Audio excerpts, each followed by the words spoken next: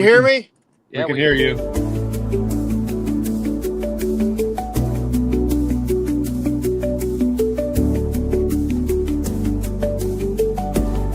Hello? Hello? Hello?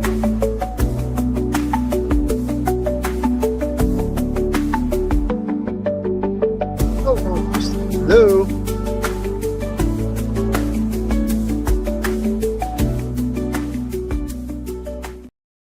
We are not sanctioned by This clown car show. Hello? Can you hear me?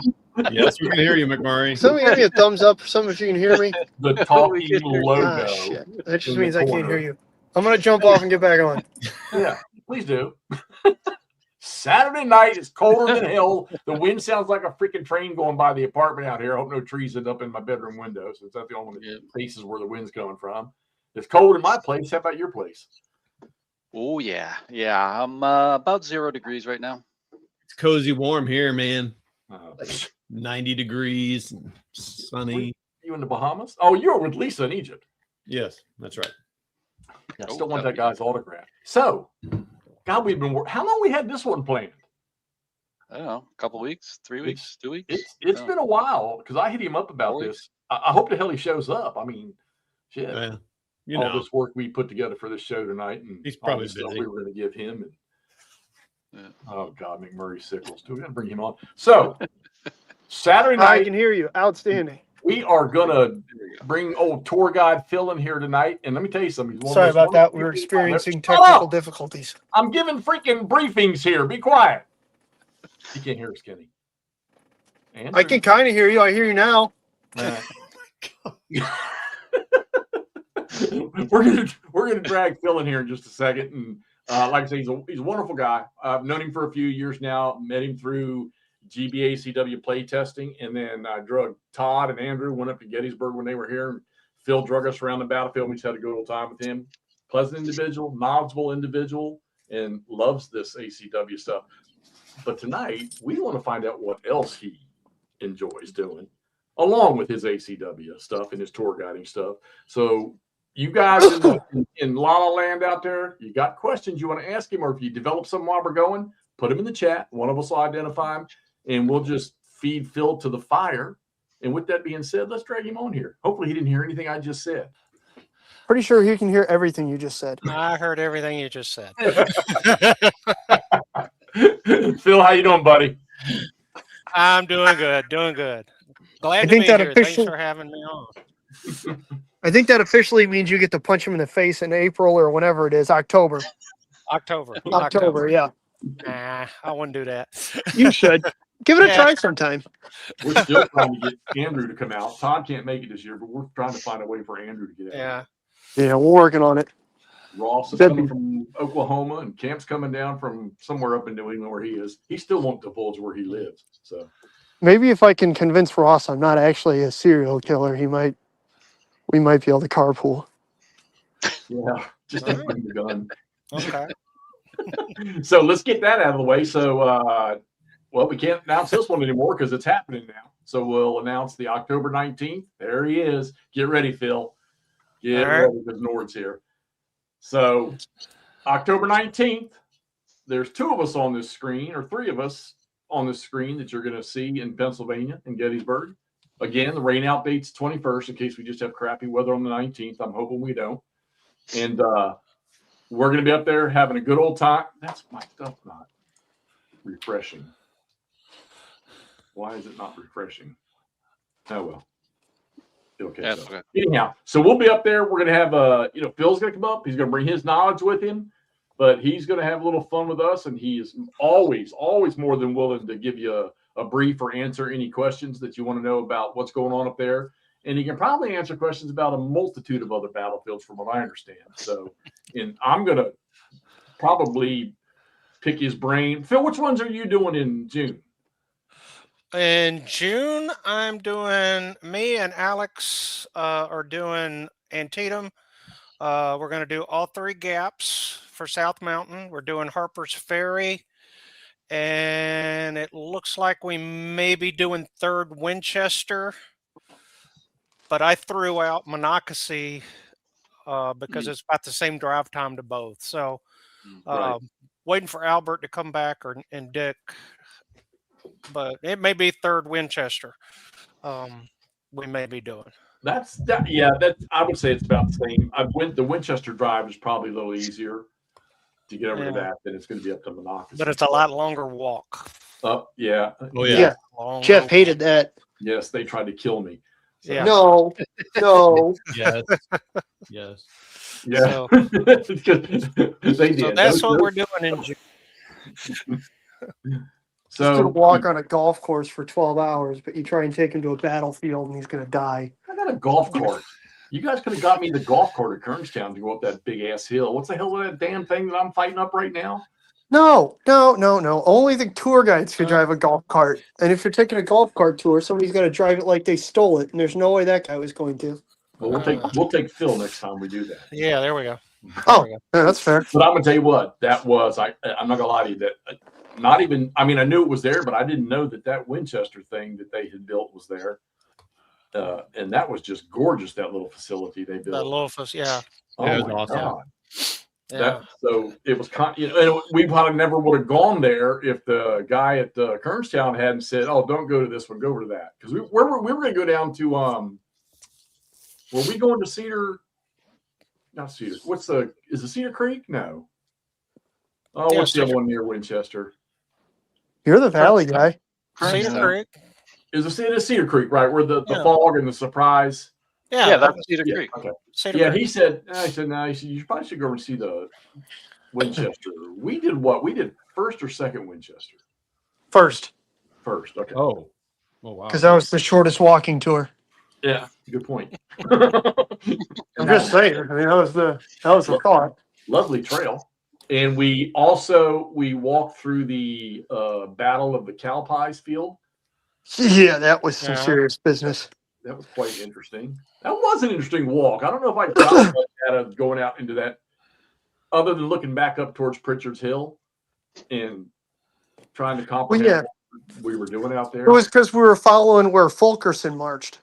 all across the front. That's right. Yeah. Yeah, because we went up the hill to Pritchard's Hill or Pritchardson's Hill, and then it took us back down, and we walked where Fulkerson marched across the face of it. Which we still have no explanation for that one today. Well, give us a rundown, Phil. Why did he do that? Why did he hit? Well, I don't know. Yeah, he's a Gettysburg licensed battlefield guy. Yeah. You know what, Phil? Let's blow his brains This- clear out of his head. Okay, That's- Phil, just start naming regiments, Phil. There's Yeah, only- no kidding. I know you know Yeah. him. That's kind of why I asked. What were we going to talk about? Because Yeah. you know, Oh no, first no, no, no! Winchester- You were going to get the opportunity to preload. Whenever Jeff asks a goofy question like that, just yell out a division name and start naming brigades and regiments. I Okay. believe in you. Hey, I'm All good. right. I'm See, good. Phil, on- this is how it goes. See, you know, All right, we'll talk all right. about it. Okay.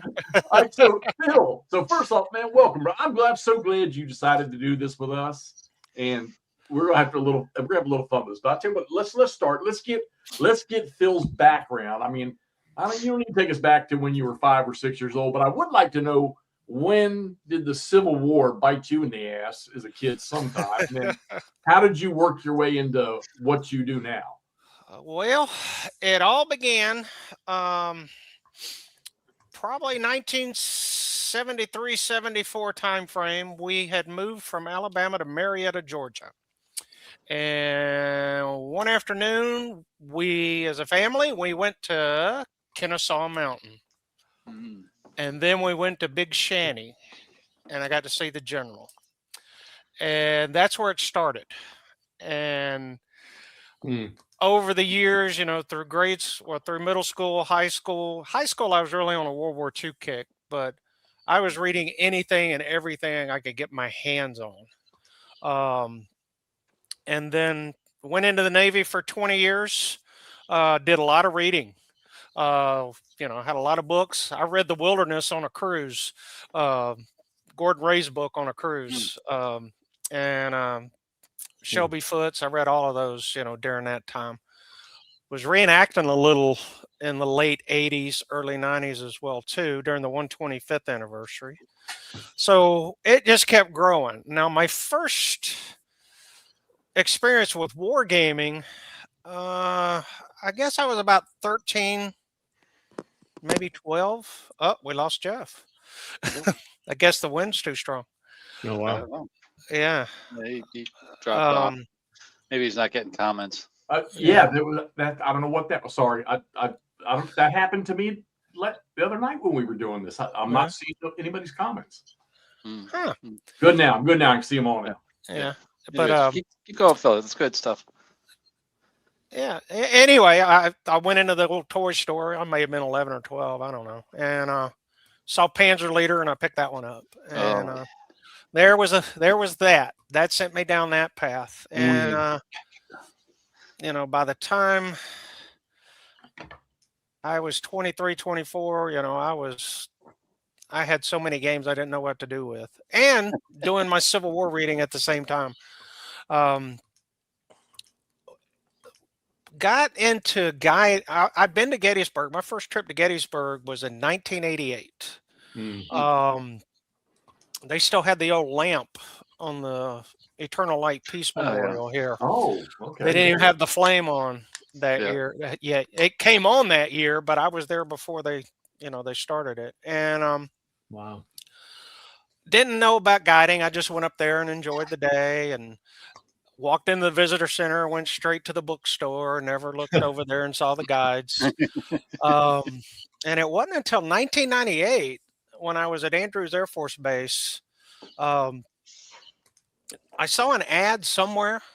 I don't even remember where, with about a battle walk. And I went up there for that, and Wayne Motz was leading it. Ooh. And I thought I knew Gettysburg. Yeah, in 5 minutes, I learned I didn't know anything. Yeah, Wayne is But good. Yeah. Yeah. And I still joke with Wayne about that every once in a while when I see him. And started studying because I thought, man, that'd be a good retirement gig. So I started studying, and wasn't until 2010 that I passed the guide exam. So that's when I became a guide, and in 14 days, it'll be 16 years I've been doing this. Wow. Nice. Congratulations. And then I got back into the gaming. I got out of gaming for a while, like a lot of people do, and got back into it. And now I'm doing, play testing different games, and just having a good old time with it, and all because I'm not even sure how I fell into that wilderness trip, Jeff. I'm not sure Yeah, how. because I didn't meet you till we met at, I think it was Corbin's house. Corbin's right? house. Yeah. Yeah. And I cannot recall how in the world I got involved with that. Other than it was through Tom, I guess. I don't know. But Well, so you spent 20 years in the closet reading ACW stuff, and then you came out of the closet, and then you eventually took you must be 70 or 80 damn years old. Phil, are you still not seriously thinking about punching him in the face? Because you can. You weren't still in the service when you took your licensing stuff, were you? the first 2 times I took the guide exam, yeah, I was still in the Navy. Now, so I saw a documentary about, because I remember they used to have, I don't know if they still do it or not, but it's been a few years, but I remember you could take an online test just to see what your knowledge was. Yeah. And I used to take that damn thing every year just to see how I stacked. But then I remember seeing a documentary about those people testing to become, and how deep and frustrating it can be, in the knowledge you have to even pass that thing nowadays. And that's just for Gettysburg. What about these other places that you sometimes will do stuff with? Those places I just go to and do them. Okay. I pull in all the stuff because I used to be, before 1988, I was a Western theater guy. That was what I focused on. Gettysburg and the Eastern Theater. I still believe this is not where the Civil War was lost. It was lost out west. And that's when I started shifting here. So a funny story, about 5 years ago, me and the wife are at Chickamauga. Yes, it was her idea. My wife likes to go to historical places too, so I'm blessed there. She works at one, so Yeah. So we're standing at we're s- we're standing at Brotherton Farm. I didn't hear that. That may get you smacked. We were at the Brotherton cabin there, and I started talking, and she let me go for about 5 minutes, and then she says, "Can you do this anywhere?" And so, um, yeah, I just pull from my knowledge of what I've read in the past. Of course, I read up on it, and currently I'm reading. I don't know if y'all can see this. I'm reading on Belmont, Yep. because I'm going to start play testing that game in a few weeks. So Nice. figured I better learn something about that battle. So because I didn't know much about it. So Hey Phil, what was your first Civil War game? You said Panzer Leader, but I didn't hear the first Civil War game. first Civil War game. That's a good question. Because I was actually trying to remember the order that I bought. So the first one, the Panzer Leader, then Third Reich. Jumped right What in. was the first? That's a good question. Terrible Swiss Sword or Gettysburg 77? That was it. That was it. Got it. 77? So the old one. Yeah, the Yeah. 70, the thin one with the black one. Yep. Yeah, yep. Yep. Was hexes or squares? That had hexes. Yep. That was the one that had that really nice. I thought was a really nice map. Yeah, it looks like a weather map because it's yeah, all like yeah, yellow rainbow and orange. and it had the 3 different games in Yep. it. The basic one, and then the intermediate. that's the Yeah, best one one of was all. I actually think, the better we'll one. go with it. Yeah. But yeah, we were in. Now these memories are coming back. I remember we were in Florida on vacation, and I had that set up in the middle of the living room. Oh wow. So I was Right. playing that when we weren't at the beach. So That's awesome. yeah, just playing solo, but Yeah. probably wasn't Todd, playing. so Todd and Ross are fixing to do Chickamauga in the Great Campaigns of the American Civil War. Correct. They're going to be, matter of fact, y'all are doing something tomorrow night, right? Yep, we're playing the first scenario in the pack. McLemore's something or something. Cove. We Yeah. figured it was either Puppy Bowl, Super Bowl, or we do something, and decided that Or the Toddy Bowl. It's Chickamauga Bowl is what we call Chickamauga it. Bowl. Yeah. Yep. Ross got it posted today. Yeah. That's a And I good think- series I know too. that, I play that one a lot too. all of us are in on the. We'll say we'll come back to that. So, all right. You live where you work the most, obviously. Yeah. What's the commitment? What's the time commitment? You get them all year round, or in the wintertime, does it just sort of shut down for you? Well, this year, I kind of shut down January and February. So I haven't had. I think I had 2 tours so far this year, whereas last year by this point I'd already had 10. Oh gosh.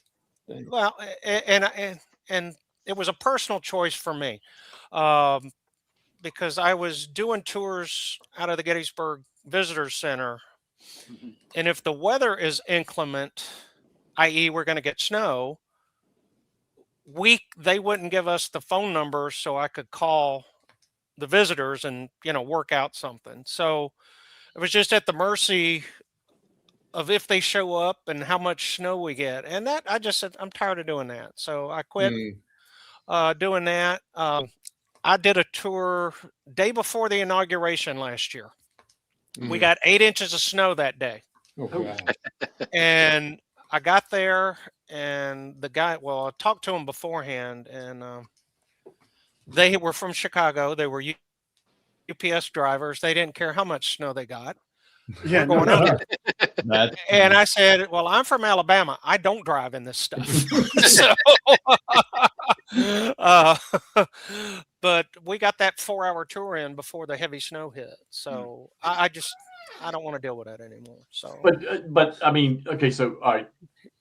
but yeah, I could So do it tell year the round. people who you actually work for as a tour guide, because you're not actually It's not. Are you? You're not actually. Are you guys? You're not the National Park Service. No, we are licensed by the Park Service. So we are covered, the 136 of us.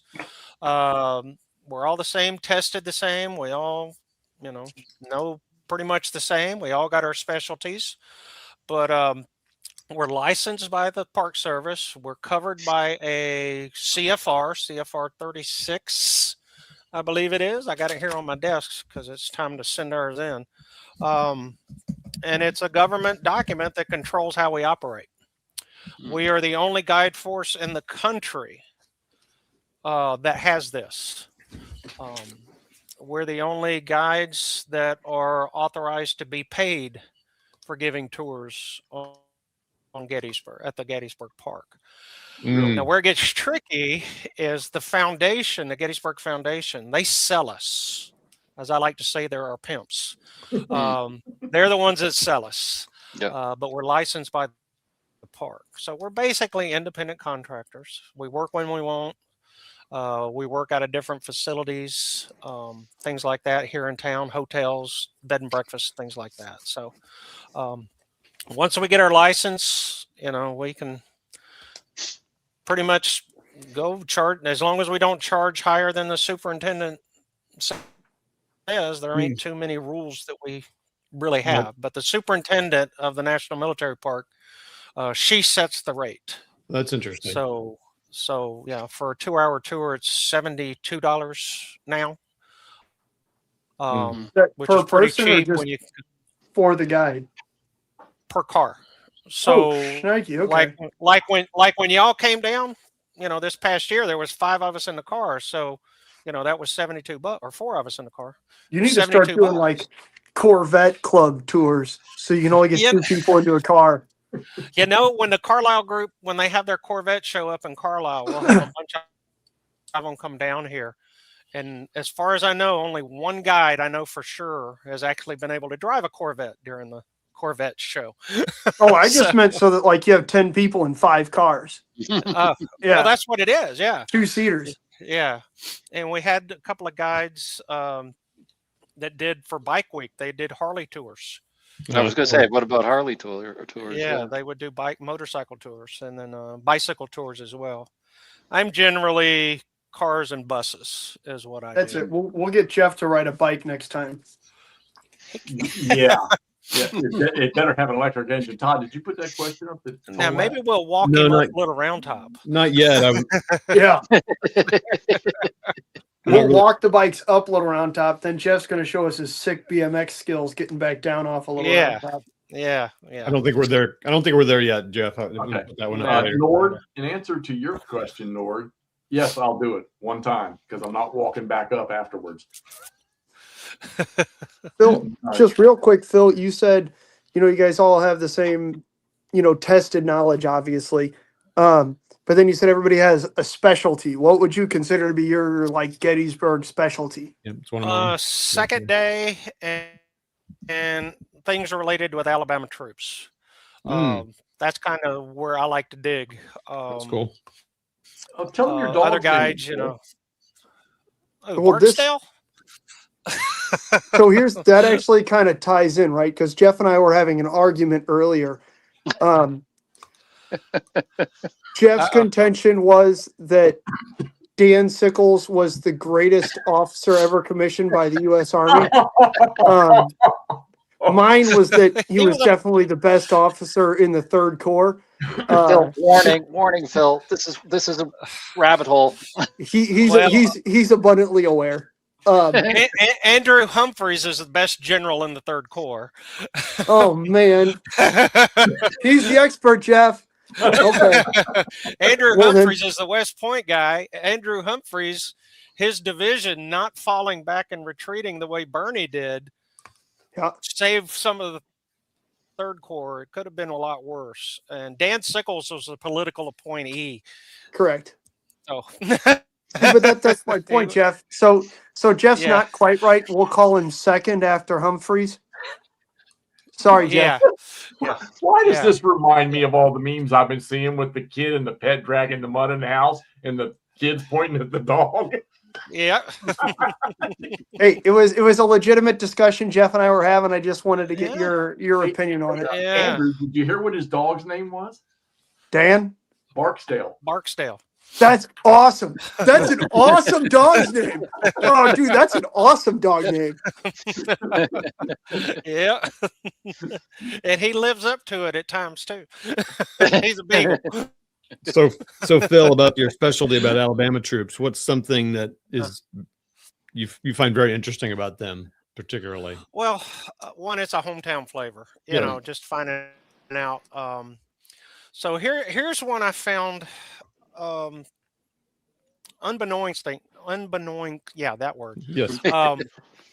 Captain Schaff, 15th Alabama, Company A. Hmm. So as the 15th Alabama is coming down Big Round Top, Company A is detached by Oates to go over the backside of the hill and harass the wagons and maybe capture the wagon. Mm. But Schaff, for whatever reason, doesn't, and he doesn't re-engage with the regiment when they're attacking the 20th Maine. And that was the only thing that William Oates, the colonel of the 15th Alabama, ever said derogatory about him. Mm. Well, Schaff was in the U.S. Cavalry before the war. He left, went into the Confederacy, and then after the war, he went back into the Union or the American Cavalry. He's out in Texas, New Mexico, fighting Comanches, and the Comanches, when they would raid or attack the U.S. troops, they would first try to run the horses off. Mm. And Schaff was one of the guys that that happened to, and he died of thirst Oh wow. somewhere out in the desert because his horse ran away.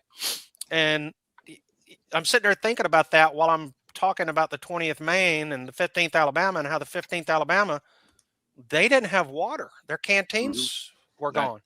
Oh And wow. ironic, you know, here he is sitting on a hill, probably thirsty, and he's going to die, you know, 15 years later Oh, in the wow. desert, That's crazy. dying of thirst. Yeah, Yeah. good story, dude. I had a Um, book. It was just a small. I think it was a paperback. I remember I gave it to a guy down in Tennessee at a place I worked at, but I think it was called. I want to say it was called Oates versus Chamberlain or something like that. It's been so many years, but I remember I gave it to a guy that worked at a place in Tennessee that I knew. But I can remember it talking about. It never talked about. Well, I mean, that's one of the more intriguing parts about the second day is that attack on that far left side or the far right side of the Confederacy. Right. But and a lot of people don't know, and this is why I asked about your article earlier, because to me, that's one of the key missed opportunities at Gettysburg Right. with Wilcox and not having Yeah. anything else, you know, because I mean, he did break the Seminary line or the Cemetery Ridge line, right? Between the Round Top and Cemetery Ridge. He got close. He didn't Yeah. quite get there. He got to, so when he attacks Wilcox's brigade, he's part of the 3rd Corps, Richard Anderson's division. He shatters the line, the Sickles line there at the Klingel Farm and the Rogers Farm area, Sherfy Farm, and then pursues them down into Plum Run. Now, when they get to Plum Run, down in the Cadore Thicket there, they stop to regroup, the same as Barksdale did on his right.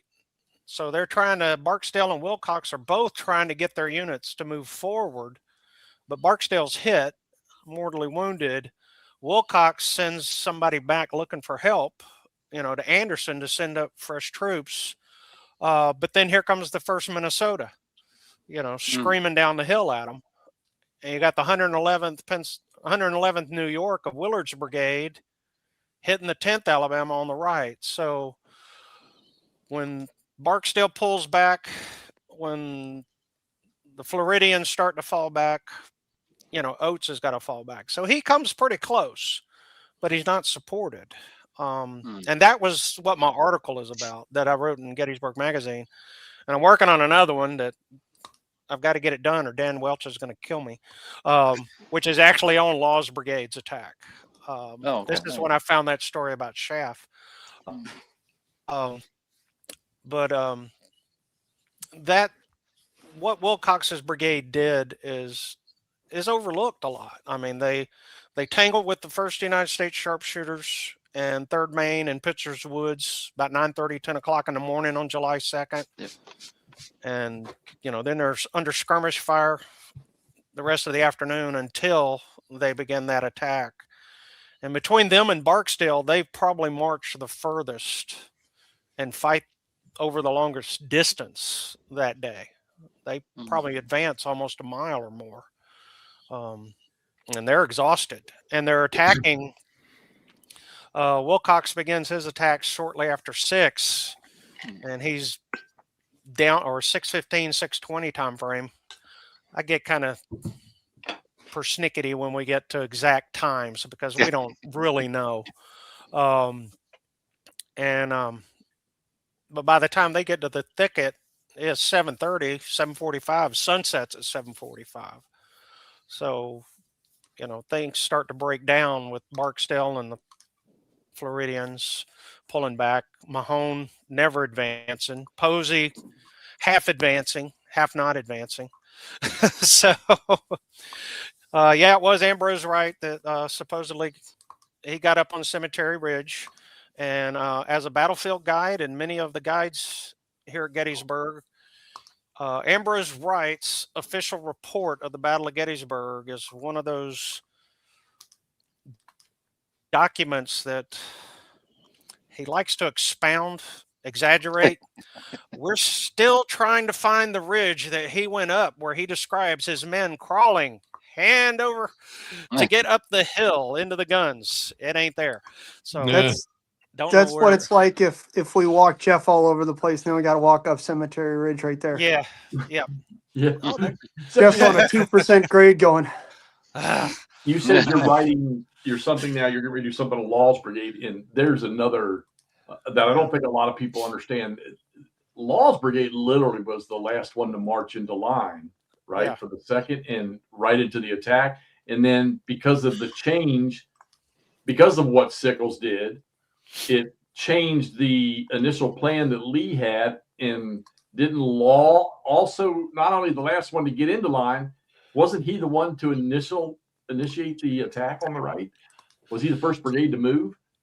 Him and the Texans went together at the same time, because the 4th Alabama and the 5th Texas were almost elbow to elbow. And the guys in the 4th Alabama, I can't remember the guy's name, but he was trying to encourage the men to move faster to beat those Texans down towards the Slider Farm. But Law, of course, he's going to take over once Hood gets hit. And Law is going to have to pick up the pieces of a rapidly changing situation. As part of Robertson's brigade is heading towards Rose's Woods, part of it's heading towards Devil's Den, then he's got to plug the gaps. So that's one of the biggest, I think, the biggest what ifs to me of the Battle of Gettysburg is if Robertson's brigade the 3rd Arkansas doesn't try to hold on to the Emmitsburg Road and cause the gap, and then Law has to take the 44th and the 48th Alabama and move them into the gap.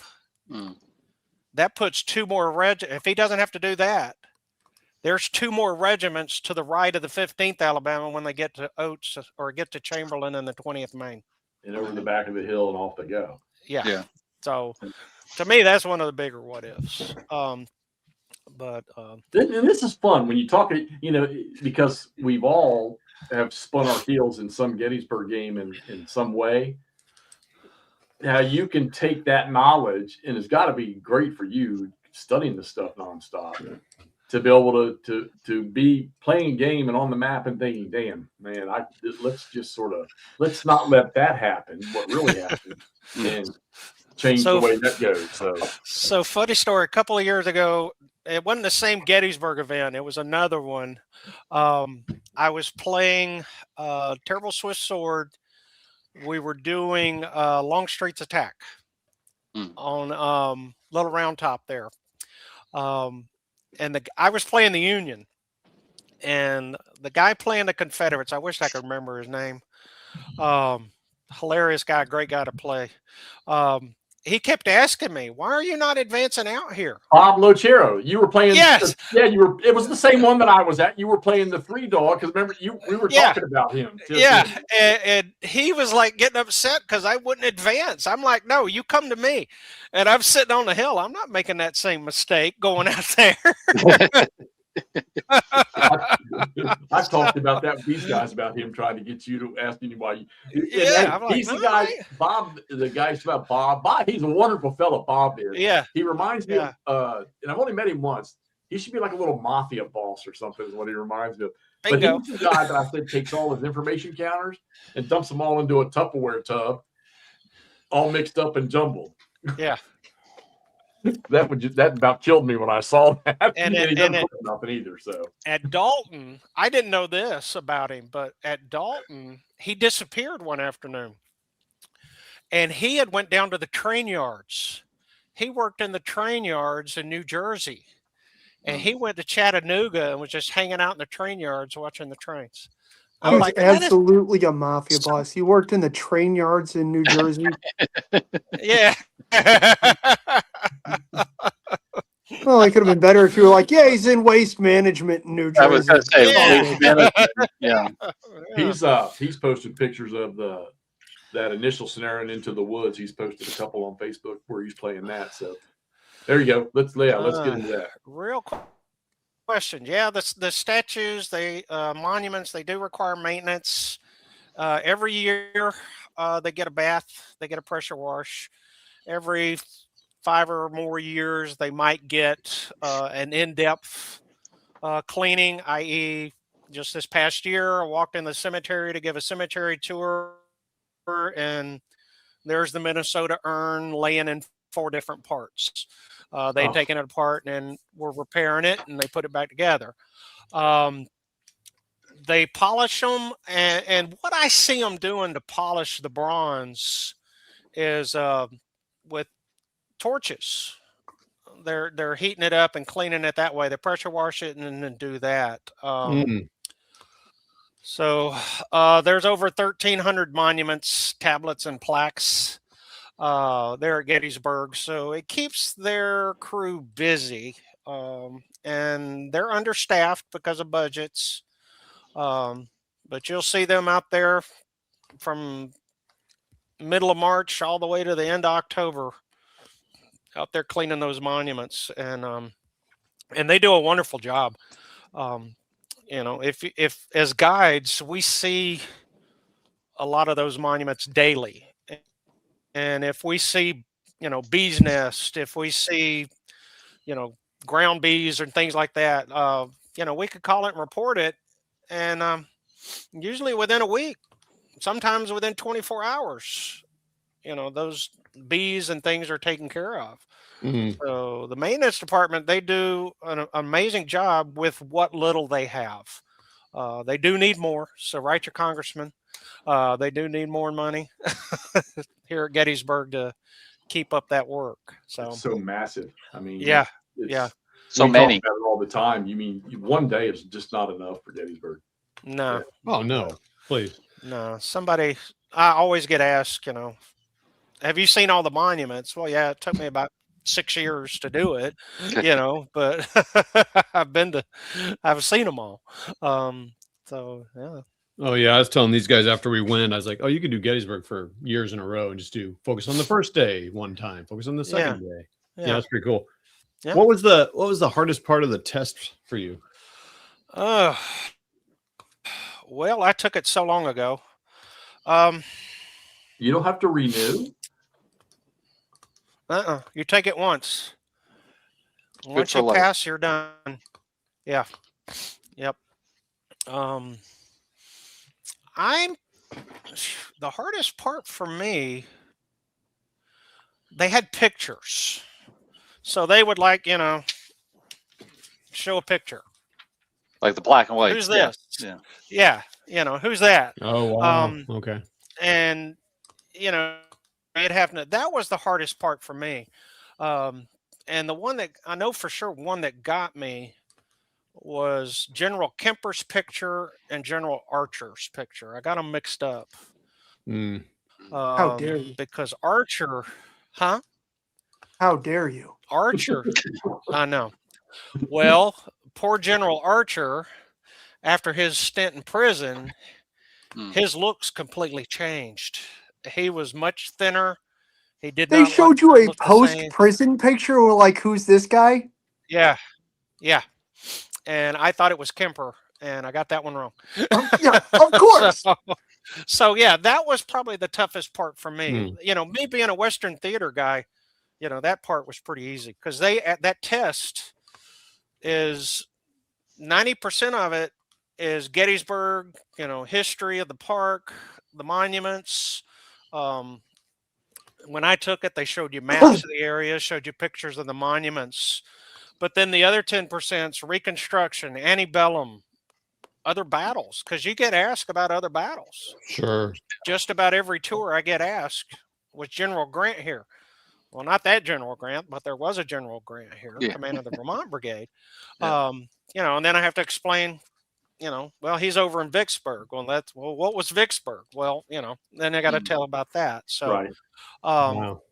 So it's an all-encompassing exam. What percentage do you have to get on that exam to get your license? It's a 90% fail rate. Oh, Jesus.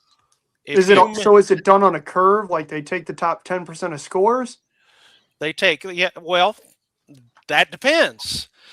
So if the top 10 are only in the 70s, they're not taking anybody. Okay. All right. No, there's no curve. Yeah. There's no curve. All right.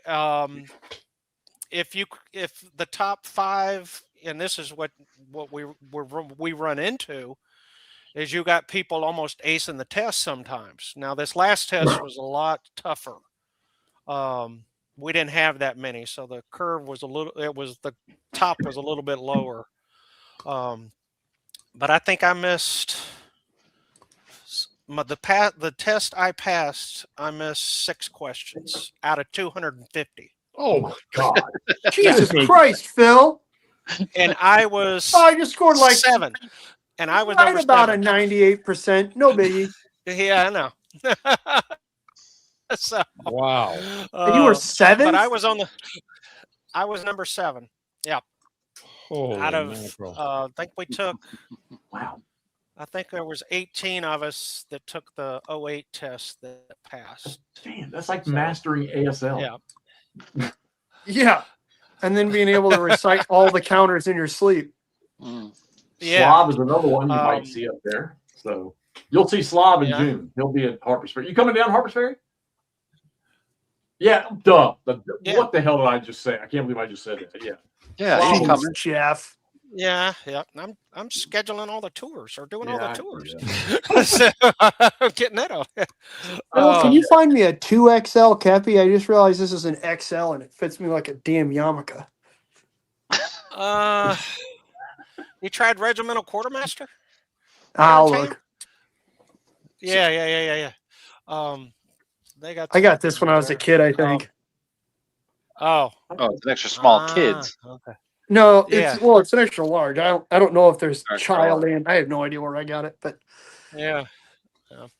Now the test, that's just part 1. Yeah, So you got pass an that oral test. process after that, don't you? Yeah. Then after that, you got an oral process because back when I took it, you passed the test, you went to what we call charm school, which is where they tell you, that's great. Lieutenant Colonel Sawyer's the colonel of the 8th Ohio. You know that. All right. Good job. Now forget it because John Q. Public doesn't care. Right. And they tell you, they trained us on how to dumb it down. And give tell a the tour. story. Tell the story. And but you still got that knowledge in your head. So you go through that. And then when I took the exam, I had 2 shots, oral exam, take you around the field, a ranger and a guide. we had 2 hours and 15 minutes to cover the battlefield. So, Sheesh. yeah. In a First time- helicopter? No, in a car. Going 25 miles an hour, making sure you stop at all the stop signs, and you come to a complete stop, both hands on the wheel. So that was nerve-wracking. Oh, that's interesting. So you're driving and talking and doing. Yeah. That's wow. And you can only talk about what you can see, what you see out the front windshield. Mhm. So, oh my gosh. yeah. Guess what Todd won't be doing anytime in the near future. And you know, so past that. Now, this current test and what they've done is what we found back when I passed and others passed to 2010, 2012, when those exams went down. People could pass the test, but they couldn't get that knowledge from here to here. Right. Couldn't tell a story. Mm. So we implemented, because it's a lot of work Yeah, it is. to go through and go through those oral exams. So we implemented a board. So like we got in the military, when you go up for a promotion or a warfare qualification in the Navy, and you got to answer questions. And if you can answer them, okay, you pass this part, you go to step 2 or step 3, which is they take you out to the battlefield and they'll plop you on a little round top and say, okay, you got 5 minutes to tell me what happened here. 5 minutes. Yes. And then once you pass that, Wow. then you do the oral exam. Man, I can't hear you guys again. Yeah. Well, if you, Hang on. you know, if you think about it, I mean, Yeah. okay, so if I was going to go to Gettysburg and I had a limited time, Yeah. it would be, I mean, okay, you're going to do McPherson's. You're going to do the from Warfield to Little Round Top. You're going to do the Pickett's Charge, and you're going to do Culp's Hill. On a 2-hour tour, we never get to Culp's Hill. Unless, Okay, you know, I put unless, that one last, right? unless they specifically ask for it, we don't go to Culp's Hill Right. on the 2-hour tour.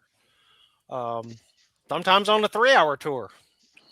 Well, heck, even on our tour, how long were we out there? 4 hours. We didn't get to Culp's Hill either, because we were talking about, you know, going through all the other stuff. Well, do they suggest to you, like, okay, so if you've got, all right, so I emailed you and told you what I wanted to make sure these guys saw. But if you've got somebody coming in and you're picking up a tour that there's no specifics requested by the people coming for the tour, what is your, all right, hey, Phil, we want to rent you for 3 hours. Yeah. And I'm not telling you nothing. Where are you taking me in a 3-hour trip?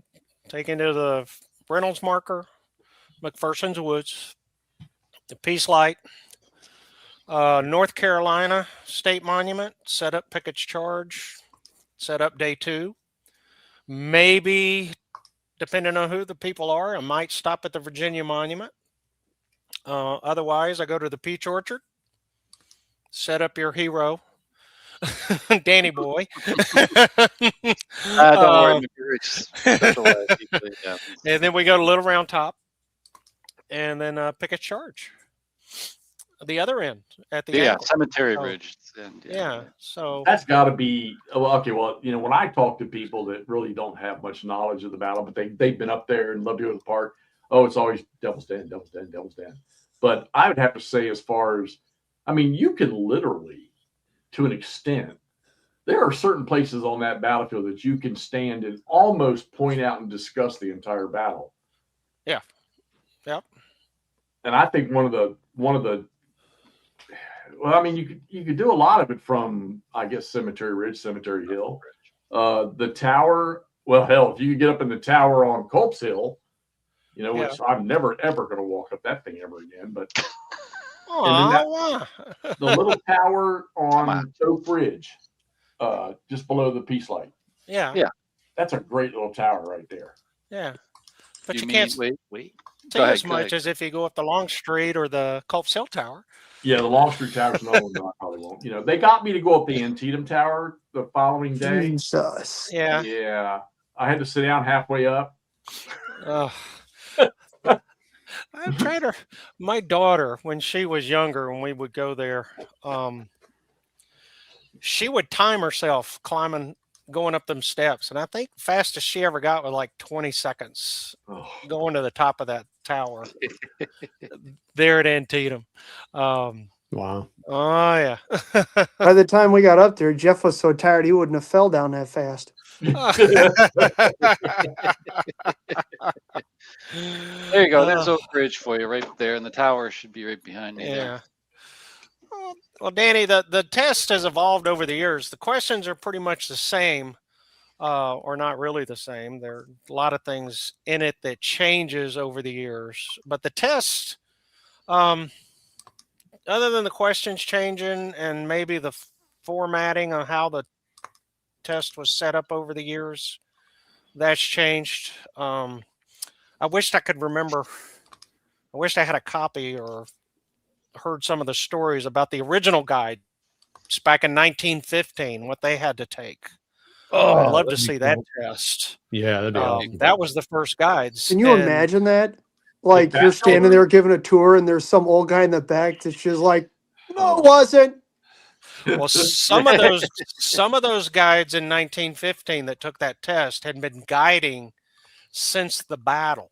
Well, yeah, exactly. Like they would talk to guys. Yeah.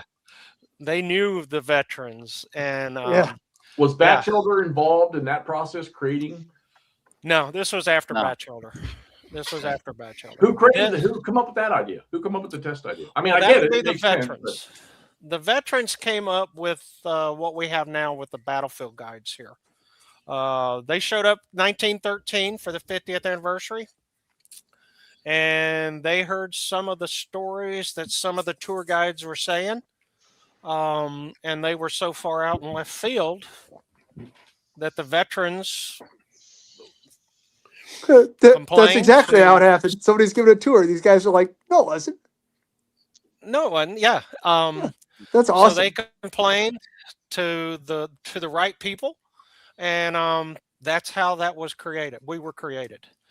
You had to be licensed. You had to be tested and licensed to be a guide at Gettysburg. I think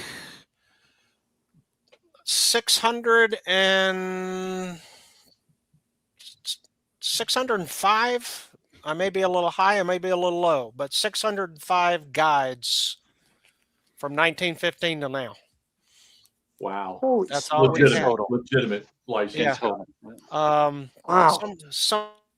Somebody said there's been more people in space than guides. Oh. So, yeah. So I assume more guides are needed. How does one start the process? Well, that process is started by the National Park Service.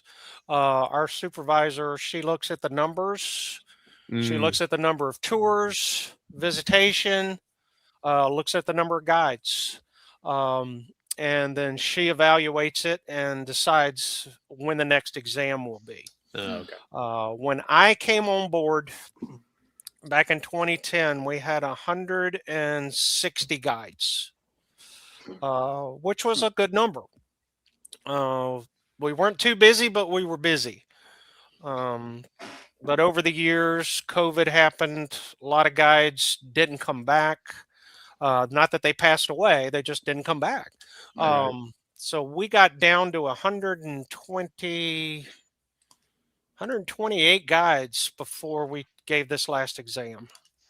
So, so there's been more people in space than guides. So she's going to evaluate it again. It'll probably be another year or two before we have another exam. Okay. But if you're thinking about doing it, start studying now. How do they, because record keeping is always, that's always in question. I mean, we get all these people that Like I'd almost bet I could go over and grab 5 different authors on a specific period of time at Gettysburg writing about the same thing, and I'm going to get 5 different potential stories or bits and pieces that'll be different of little sections. I mean, how does for the testing, I mean, how does the park determine and validate what they're going to put on that test? Well, what we do is we'll have a group of guides that meet before the exam, and they'll decide what books they're going to use. And Coddington's book is our Bible. Mhm. So if you go by Coddington, you're going to do pretty good. Of course, you're going to fall asleep 500 times while you're reading it. Todd, where is it? I know you got it nearby. Where is it? Coddington's. I got 2 copies right over here. Send one to Jeff. He needs something to read. No, Send one we're to Jeff. talking the ultimate Jeff Bible can't that you forced read. us to buy, Yeah. Phil. I got my paperback copy is all highlighted from when I was studying, and then I got my hardback. It's pristine. So, but We're talking about the book that you forced us to buy. No, wait, I didn't get Coddington. I think you did. No, I'm talking about the other one. Oh, that The one. Atlas. The maps. the Atlas. It's a You gotta have beautiful that. book. That book's You gotta have insane. that. Oh, It is. Yes, Oh. there you go. You got to have that. yeah. Do you know how many people Yeah. since we went to Gettysburg and we did a show after that? I guarantee you no less than 20 freaking people that watch us have gone out and bought that book. Yeah. That book's incredible. And this is my copy that I have in separated that when I Oh. have specialty tours, I'll make Pull out. copies of this Mm. and I'll give them to the people, Mm. Oh, That's cool. awesome. you know. So that's something I love to do as well. You know, I'll do a tour with people that got ancestors. Yeah. And if I know ahead of time, I'll do a little research. And I'll dig up what I can about their ancestor. And I'll give that to them. And I gave one to a group a couple years ago. And the guy was in the 11th Mississippi. And he made it to the wall there at the brine farm or near the brine farm. Yep. And he was shot down the back. So he was hit here in this area and it went down Oh, wow. and out his rear end. And the family could not figure out why. And I'll get them out there and I show them where they're at. And you're looking at the wall. Now the wall's up here because if you've been there, it's a nice little drop off. Yep. And the guys naturally lean forward when they would advance. That's how he was hit in the back. And maybe he was laying down or something. no, they're moving forward and he's leaning forward and that he got hit in the back that way. So Yeah, that Bryant farm, there's a you know. dip right there coming off of the farm, where the farm is right behind it. It dips down right to Emmitsburg yeah. Road. So yeah, that Yeah. makes total sense. Yeah. So, little things like that. I love doing stuff like that. Putting people in those places where I can do some research and make those connections. Visitation is down. 1977, I think we had over 3 million visitors. Now, the average, of course, minus COVID, we're down high 800s, low 900s, thousands. Wow. Wow, I didn't realize that. That's a Visitation big has drop. gone way down. Yeah. Big drop. Yeah, I they mean, it don't doesn't teach seem like history it. anymore. Well, it doesn't seem like it because you go down there. I mean, I've been down there a number of times this year, and always seems busy, even Yeah. during weekdays. Yeah, Yeah. can you imagine that place with 3 million people with 4 times as many people Oh, wandering around? I went up there, like I say, that one time I drove up. I decided to go up there on July 1st one time. And Yeah. of course, I come down 30. And Yeah. I remember coming in to the McHare Ridge, McPherson's Ridge, and seeing all the little groups of look like 100 or 500 in each little group of little kids playing soccer, just moving around like a big bubble, in multiple different. And I'm like, I pulled up to where Lee's headquarters was, turned around and went straight back home. I will never go up there on a holiday, a weekend, or during the July 1st to the 4th. I just won't do it. Yeah. Which I imagine I'm probably missing a whole lot. I'm not a reenactor. I don't care for that stuff, but you're probably missing a lot of golden opportunities though by not going up there. Right. Now my favorite spot on the field, I got a couple. Of course, the peach orchard. And I like the peach orchard because you can see everything. Yeah, you that's can sit up spot. the entire second day from the peach orchard. I like going down, where the 15th Alabama attacked. I like that area as well too. Those are two of my favorite spots. That's cool. Do you have a like favorite one? Too. Do you have a favorite one for each the first and third day too? First day, I kind of like one of my favorite spots to go to on the first day is the quarry. Oh yeah, which is down by the Willoughby Run. Okay. You stop at the 7th Wisconsin Monument, and there's a trail that goes down to Willoughby Run. Now the quarry is inside a fenced-in pasture, but it gives you an idea of, this is what Brockenbrough was talking about as he's advancing, why he's got to split his brigade a little bit to go around this big hole in the ground. So that's one of my favorite spots on the first day. Third day. Yeah, that's an awesome spot there. Now that they got the other side of the stream protected, it's going to be even better. Yeah. Now, if it ever gets the way the government works, the plans started when they bought the country club. So when they bought that golf course over there, the plan started. I think Scott Hertwig even mentioned when he was ranger there at Gettysburg that they were going to put walking trails and all that in out there. I sat in a meeting this time last year, and we looked at the layout, and they're going to use the actual bridge abutments that used to go to the Catalestine Springs Hotel. Okay. Yep. Where the old trolley train went. They're going to use that the bridge abutments. They're still there. Yeah. It's one of those 140 things you're supposed to see to be a guide. They're going to put a walking bridge there. Yes. And then that's going to go across. But that might be another 10 years before we see that.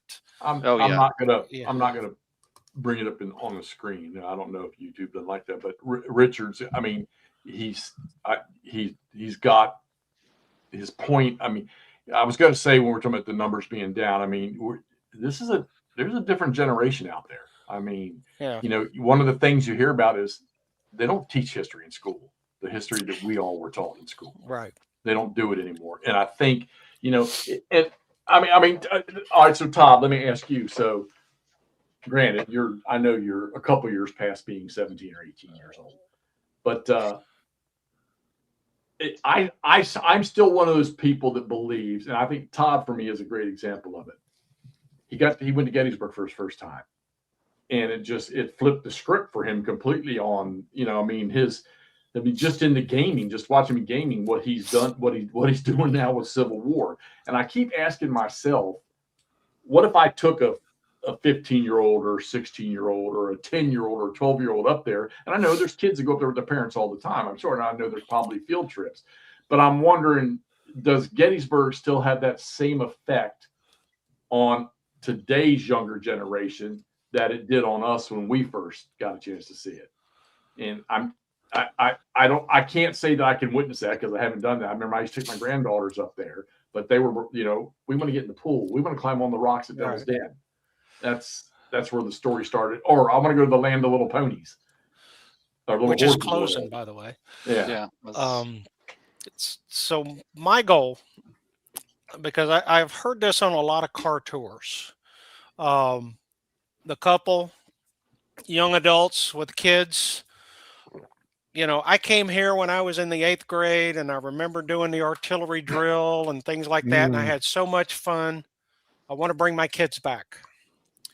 So when I started doing buses, school groups, 8th graders, taking them around the battlefield 4 or 5 years ago, I do infantry drill. I march them. I do artillery drill. I do stuff to get them engaged and, tell them a little bit about what the common soldier went through. And if I just get one kid interested, really out of the 50 on the bus, I think I'm doing good. So, okay, you're an ex-squid. I'm ex-army. Okay. And I will say this till the end of time. There's nobody in this world alive today that under the stress that those guys were under. All right. Now, granted, maybe, I'm sure in earlier wars and stuff like that. yeah. You're not going to walk me 30 miles a day, 7, 10, 8, 15 days. It's not going to happen. I don't know of any painting I've ever seen or any black and white, tintype or whatever of an overweight soldier, other than some generals on a horse somewhere. Yeah. I was about to say, what about Winfield Scott? But all right, Yeah. we covered it. Yeah. And I honestly, I can't call. I have a lot of young people that I work with. They have no comprehension. I mean, granted, I missed the Civil War by a couple of years, but they have no comprehension of that era in time or anything. Man, my God, most of them half of them don't even know what Vietnam was. They're not going to comprehend. No. Forget talking World War II, World War I, and they just And again, I don't know because I'm not there. I can't. They don't teach it. It's not there. And quite frankly, I think the only way you're going to get it is you take some.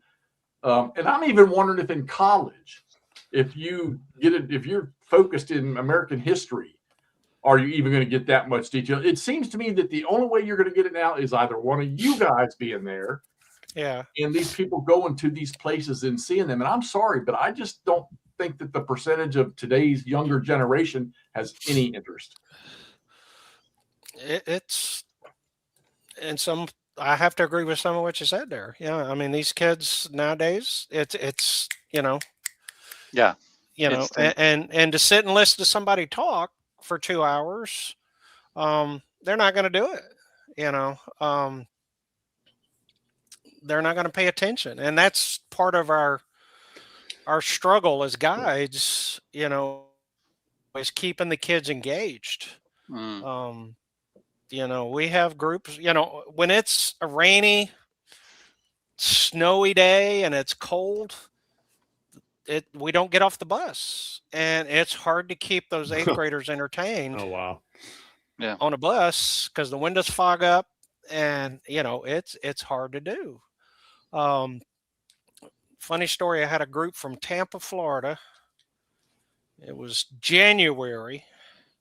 What the hell did they come north for? Yeah. and the chaperone insisted that we get off the bus. And I said, you realize it's 26 degrees out there. And we're getting off the bus. So we did the first day. We stayed on the bus. And as we're going down Cemetery Ridge, he grabs me and he says, we are going to get off the bus. I said, yeah, we're going to get off at the Virginia Monument. So we got off at the Virginia Monument and we walked around the little oval there, or the arc there, and got back on the bus. And I said, all right, now we're going to go down the road here a couple of 100 yards. We're going to stop at the Florida Monument and we're going to get out and we're going to get our picture taken. He grabbed the mic from me and he said, the bus driver will slow down and you can take your pictures through the window. And I'm looking at him like, I told you it was cold. Wow. Speaking of people who have no comprehension. No. It's not just, I'm glad you guys are there because that's all that's left in a sense. Let me ask you this. Continuing on topics, as Hexy brought it up here. When you do see that glint in the eye from a kid, what does it look like? When you out there and you get a kid interested, what does that actually look like? They actually start asking questions. They get engaged. They're the ones that are going to come right up next to me and listen to what I'm saying, hanging on every word, trying to get as much knowledge as they can. That's what it looks like when I see it. They just, they get more involved. Just engaged, as you Yeah, said. Yeah, just engaged. Now, the last comment that was there, with the school group coming in February. So, being from Wisconsin, whoever's coordinating the tour, make sure they let the guide know where they're from, and they will try and incorporate that aspect of the tour. So, like when I get a tour from Wisconsin, I try to take people to the Iron Brigade. Sometimes I'm going to the railroad cut. We're talking about the 6 Wisconsin there. So make sure that the coordinators know, and they've informed the guide ahead of time what they want to see. I try to get out there before I meet a bus, and engage with the chaperones. Hey, what are they studying in school? What do y'all want them to see? I got a group from that comes yearly from Indiana, Elkhart, and that's Company G of the 19th Indiana. And nice. I take them there every year. One year I even took them to the cemetery and showed them one of the guys that's buried up there from their town. The first time I did it, it was hilarious. I marched them down from McPherson's Ridge back down to the 19th Indiana, and then marched them back up. And the kid, January, right? This was probably better weather. Yeah, August. Yeah. Well, March, April. Yeah. But one of the kids asked one of the chaperones, "Is this guy making this up?" So and I said, "No, it's exactly what they, Oh, God. Somebody wants to ask me about if I could go anywhere, completely paid for on vacation, anywhere I want. It's always Gettysburg. There's just no other place. I'm not a thrill seeker. Amusement parks, stuff like that don't do it for me. Just to go up there. I mean, but I like to go down and see some of the battle stuff around Atlanta. And I mean, I've been to Atlanta a couple times for some training. I just no desire to go out and see those places. But I mean, what I like to sure. I mean, I lived in Tennessee, never went to China, never went out there. Hell, I lived here, never went to freaking Winchester and Kernstown until these two came out.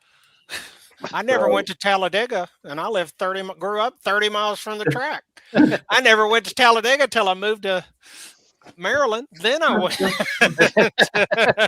Sound like Todd buying games back from Noble Night.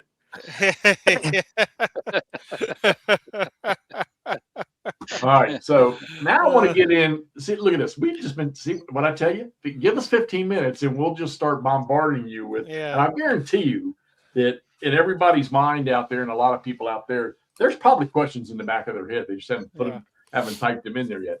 And I would think that everybody out there, if they haven't been, or even if they have been, want to go to Gettysburg. You want to go to Gettysburg. Yeah.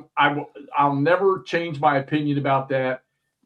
Once you go to Gettysburg, it's like it's something that I don't care where you've been in this world, you have never seen something like this before until you go to Gettysburg. We used to call it GAS, Gettysburg Addiction Syndrome. Yeah. Fair. Yeah, 100%. Yeah. And I like Culp's Hill too. I mean, I'd say it's just I'll take people down there and show them, where the Iron Brigade was there on Culp's Hill. Yeah. I'll take them down and show them where the 6th Wisconsin fought, down there in the Swale, the Traverse area. So, yeah. First Corps was pretty busy on 1 and 2. Yeah. Yeah. Oh yeah. Yeah. Do other battlefields require similar testing or something, or like which other battlefields kind of have this, not this, maybe this level, but. So at the level we're at, Vicksburg until 9 months ago, they had licensed guides like us, but they shut down their program. Wow. They only had 25 guides. Yeah. And they do not have the visitation that we have. And so it was because of budget cuts and staffing, they just cut it. Now those guides will still be there, but they'll be working out of Chamber of Commerce or something like that down there. Oh, okay. So yeah, they're still going to be. Yeah. Antietam, they're certified guides. The parks, they're tested, I want to say, by Western Maryland Historical Association. Okay. And the Park Service agrees to use them. Yeah, except their damn museum is empty. Yeah. They still ain't fixed that leak. I was just up there a couple of weeks ago. That was supremely disappointing. Like, there's because they left everything except for the artifacts there. Yeah. So you're reading about this thing, and you look around like, where is it? Yeah. No. Yeah. Yeah, that's pretty weird. Yeah, they got problems with that building, big time. All they pulled out was the artifacts. Yeah, Jeff's trying to find that $100 he owes me. Hey, I hope you didn't spend that money I gave you up in Gettysburg, because I made that morning before we got. You did? All right. Well, we got away with it. So Antietam's got some. Chickamauga, I've heard, is starting. I've had a few people talk about those guides. Central Virginia has a group of guides as well. They cover Spotsylvania, Fredericksburg, all the way down to the 7 days. So can you imagine trying to have like that level of knowledge for just say, oh, I'm a Shenandoah Valley guide. Cool. Here's like 80 engagements for you to understand over the course of 5 years. Yeah. I did a wilderness tour for GBACW last year at Fredericksburg. I did Spotsylvania too. Did 2 walks down there for them. So God, that'd be cool. Oh yeah. I got there late. I wasn't there for the first part of that event. I was there for the second. I got there on Wednesday, and everybody was gone, just about. So yeah, that's usually the case. But that was a fun little event. So yeah, I hope I did. Yeah. And I like we were talking earlier. I do all this reading and research. And then I go and play a game, and I can look at the map, and I can, you're going to need that. You're going to need that. I would have never got this if those two hadn't have said something. Let me tell you something, man. We had so much fun with you at Gettysburg. Yeah. And then we went to Antietam, and I had not, like I say, Antietam's 15, 20 minutes for me, and I hadn't been there in forever. And we had such a great freaking time, and everybody, and see, Phil, I haven't talked to you since then. Where was it? The Westwood? Yeah. Where Early was, where the fingers are to the left of the pike by the cornfield. The Westwoods. Yeah. Where we ran into those guides. Yeah, there were 2 guys sitting there, older fellows. It was awesome. Oh man, they were just sitting there in lawn chairs. There was nobody there in that area. They got up out of their chairs, gave us briefings, talked to us, answered questions, and they were not park employees. Oh wow. They were just 2 dudes living their best life, hanging out. Yeah, hanging out at the battlefield. It was cool. I went to the bathroom, and when I came back out, the guy was they had told the guy that I was ex-military. And he was handing me my card. And I'm like, I never knew this. Yeah. Oh, yeah. So you people out there, if you're ex-military and you go to one of these parks, ask about your because some places you got to pay. Yeah. So, Harper's Ferry is one. Yep. That's where I got mine. It was at Harper's Ferry. I just happened to have my Navy hat on. And the guy there when you're pulling in, he says, "Oh, you're Navy?"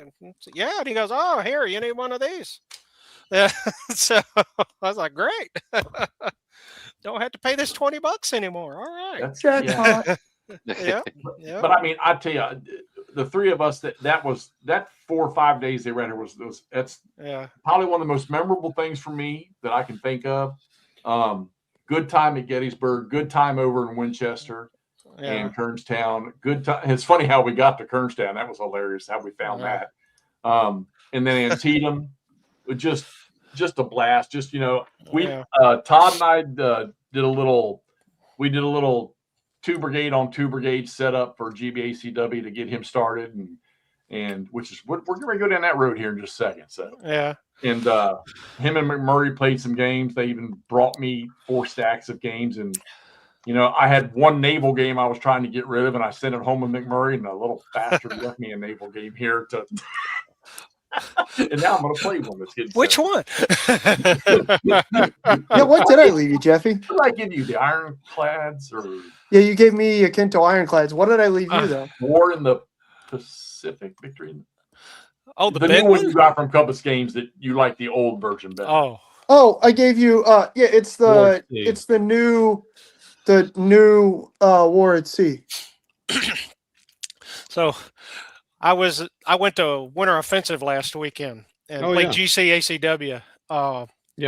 And I got waxed. I was 0 for 4 and eliminated in the tournament after 2 games. Bad. I could not roll to save my life in GCACW.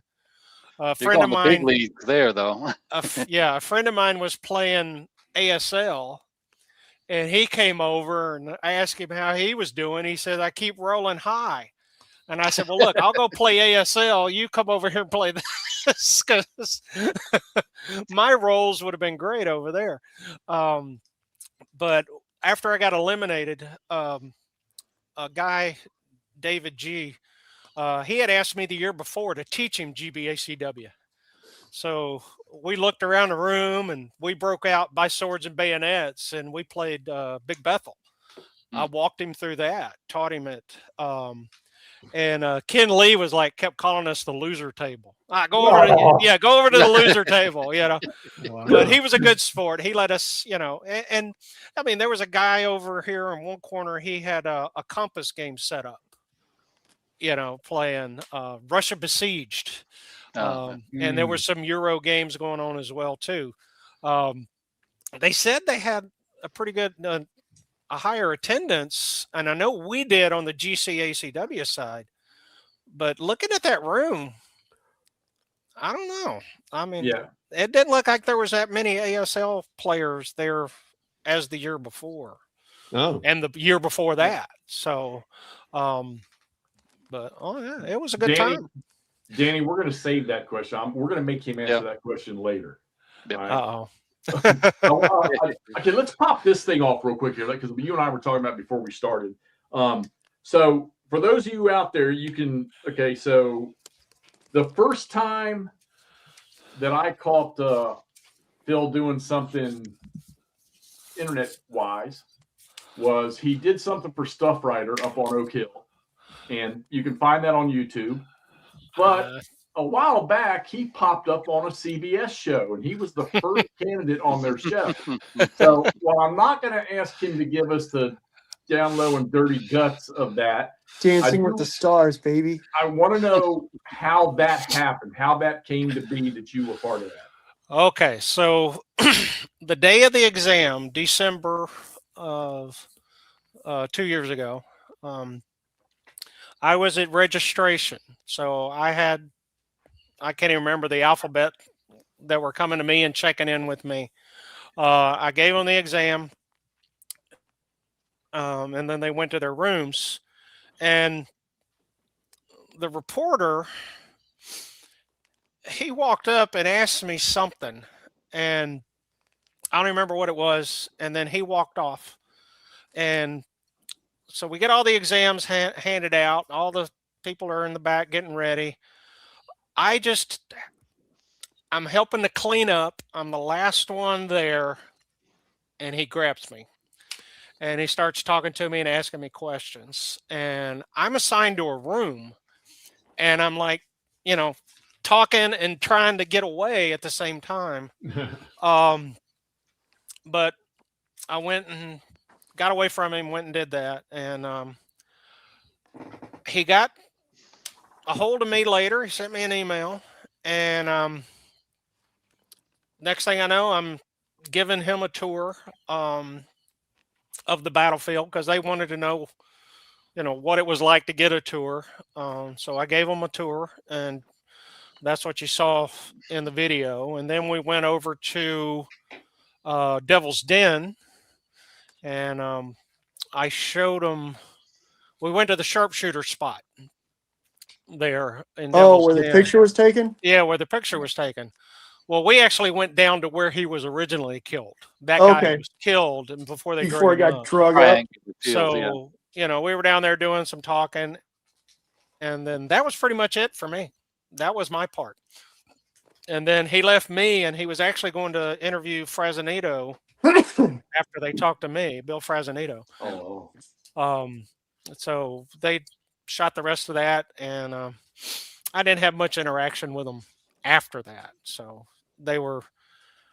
he contacted me a couple of times, but that was it. That was how I got roped into that. So it's kind of interesting that how that even occurred. I mean, yeah. I would have never expected to see CBS's tag in front of something that that. What started it was a month or two prior to that in the Wall Street Journal, there was an article, and they interviewed 3 people studying for the test. All right. So that's what sparked CBS's interest, I guess. That's where I think I saw that documentary about the test, because there was a woman that she had tested like, I don't know, 5 or 6 times or something. Oh, yeah. And she finally passed it. Yeah. Oh, was that Judy, the one at the end? I can't remember. Yeah. She was the only female that I remember seeing in that. It was. Yeah. Now Judy, she passed it, and her story that was kind of similar to mine. She just happened to be in the wrong place at the wrong time, and they actually wanted to ride in the car with her for her test. Oh gosh! She told them no way. Yeah, no way. No shit. Yeah. You're already under so much pressure, and now you're on. You want to look good doing it. So now in front of no one. Yeah. So what they did was they set up. They knew the route, and they knew the day she was going to take the exam, and they just filmed her from far away. She was surprised when she walked out the door and saw him sitting there. So yeah, I would be too. Yeah, but that was a neat little experience. I have fun with some of the people. They're like, oh, we saw this CBS thing, and oh, great. You don't recognize me? I don't remember what it was, because your name was not in the title. And then I remember I said, oh, this ought to be interesting. And I turned it on. I was like, look at here. He's in the first. Yeah. And the other, my name. I get. Oh, yeah. Yeah. Every tour I get asked, is that, just is that your real name? Is your middle name Breech Loader, or what's? No. Actually, Phillips my little middle name. Stephen Phillips. Musket. Yeah. Phil Rifled Musket. Outstanding. I want to ask you one more question. Then we're going to talk about what we all love to do. So, I have one more before we migrate. Go ahead. Fire away. No, my point is, I was going to kind of wait till the end of the whole thing, because it occurs to me I should have asked this right at the start. If somebody is visiting Gettysburg, right, and they want to get a tour with Phil Musket, is there a way for them to do that, or are you guys just randomly assigned? Well, as I'm looking for the phone number, so you can call. Let me find the phone number here. I may have to go get my. We need to put this in the video description or something, Jeff. Yeah, let me grab my phone real quick. Hold on. In the description when I post. I meant to ask this right at the start, and it completely left my mind when I remembered you talking about Sickles being the greatest officer ever. Yeah, you disappeared when we discussed that while you were away. Yeah. What, when you booted me and you did your little techno magic so I couldn't hear anybody? All right, so they can call the Association Licensed Battlefield Guides. The phone number is 717-337-1709.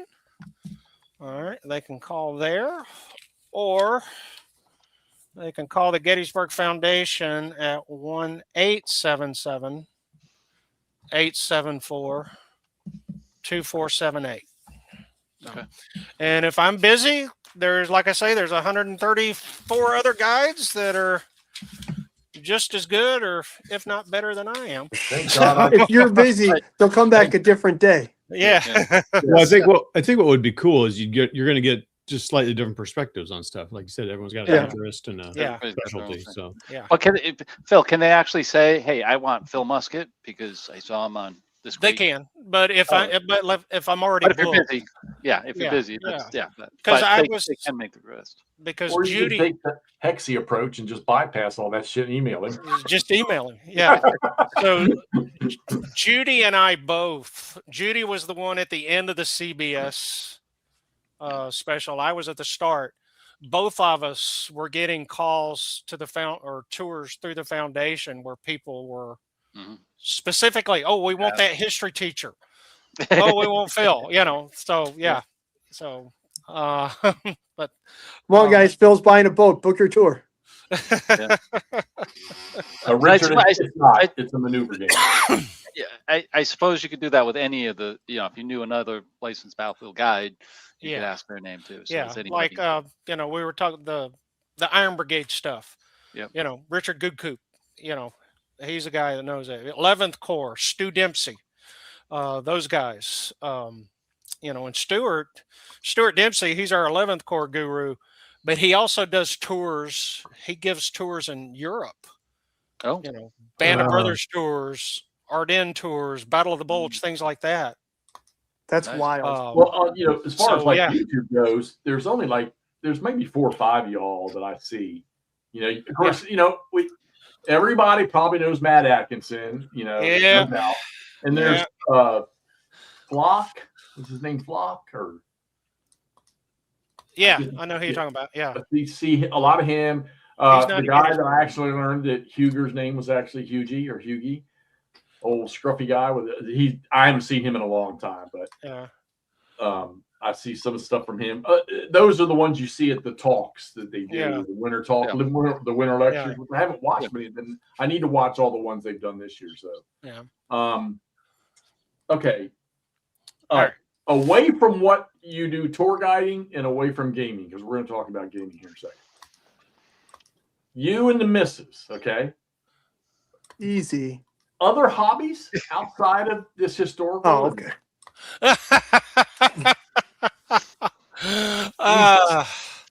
Well, Andrew. No. Or joys, things you all like to do that's not associated with what you professionally do. No, because even when we go on cruises, we kind of gravitate to the historical things cool. on those tours.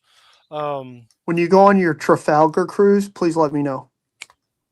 Oh, okay. Off Cadiz, yeah, just call. Yeah. I mean, I was thinking more of a Mississippi cruise. Yeah. No. This is celebrity and those tours, princess tours. So, not those hulking gray. No, not those tours. But she likes fabrics. She weaves. She crochets. She does all that stuff. I mean, I don't have my keychain on me, but she made a keychain for me, weaving. So she's used to make reenactor dresses. Ooh, and she used to make some of the uniforms. So she's told me, some of her stories, how they make the uniforms, and I've told her mine. So we kind of complement each other. So when I'm doing tours and there's women in the car, I can throw some of those stories in. So we're going to to Luray next weekend for Valentine's Day. And I guarantee you, we will be at probably Cross Keys or Port Republic. We'll go to some of those places. That's Yeah, cool. it's just She right over enjoys there. it too. Yeah. It's right over there. I still say that's down the valley, not up the valley. Yeah, it's up the Well, you're just not from Virginia, Jeff. You're just not from Virginia. I still haven't grasped that concept yet, but somebody tells me it's because of the way the river flows or something like that. Yeah. Yeah, Yeah. that's where the river Yeah. flows. Yep. Yep. Jeff's from Best Virginia. Yeah.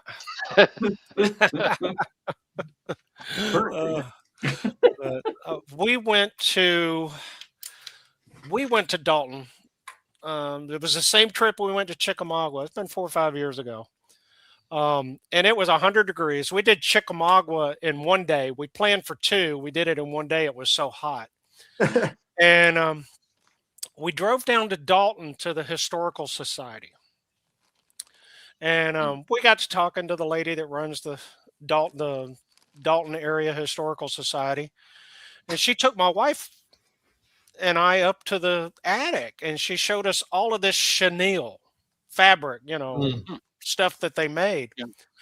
And we were talking Civil War, and they were going through all this chenille, and all of their buildings were closed. I think it was a Monday or something we were there. And the lady just said, fine. She said, pack all this up. I'm going to go show you all the historical houses here in town. And she took us and opened up every one of their historical places and let us walk through it. Oh, wow. Joe Johnston's headquarters, where Pat Claiborne said, hey, why don't we arm the blacks? Stood in the same room where that happened. Wow. Took us to a couple of other houses around there. It was just an amazing trip. And it all because, Civil War and fabrics. Boom. Next thing I know, I'm standing in the same room Joe Johnston was standing in. Patrick Claiborne, who's one of my heroes of the Civil War. Living the dream. So yeah. Another overlooked general, I think. Yeah. Cool. Oh yeah. Yep. Where he attacked, what was it said? Where he defended, no one took. Where he attacked, they didn't stay, except for one, and he fell there. I was going to say the last one. The one that probably shouldn't have happened. Yeah, that was Shelby Foote's book, where I remember reading that. Yep. How about the Appomattox? You ever venture that way? Yeah. Yep. Her and I went down there 2 years ago. And it had changed a lot since the last time I was there. Last time I was there was 1990. When I surrendered.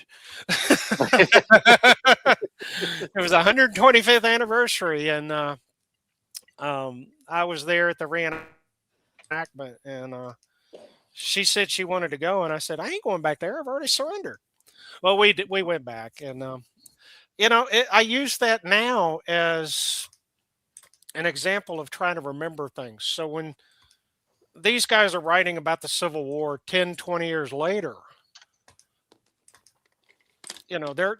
how accurate can it be? Because here I am 20 years later, 30 years later, I'm standing there in that stretch of the road there at Appomattox Courthouse, and I could not tell her where I was actually standing. I could just say somewhere in here in this area is where I was. I could not. That much change. I've never been down there, so yeah. I like to. I've only read, I think, one time. I'm trying to think where I want to say it was in Lee's Lieutenants. I can't remember, but about Longstreet's meeting with Custer before the surrender, and I get the impression that Longstreet treated him like a wet pup. Yeah, his arrogance, Custer's arrogance, and Longstreet.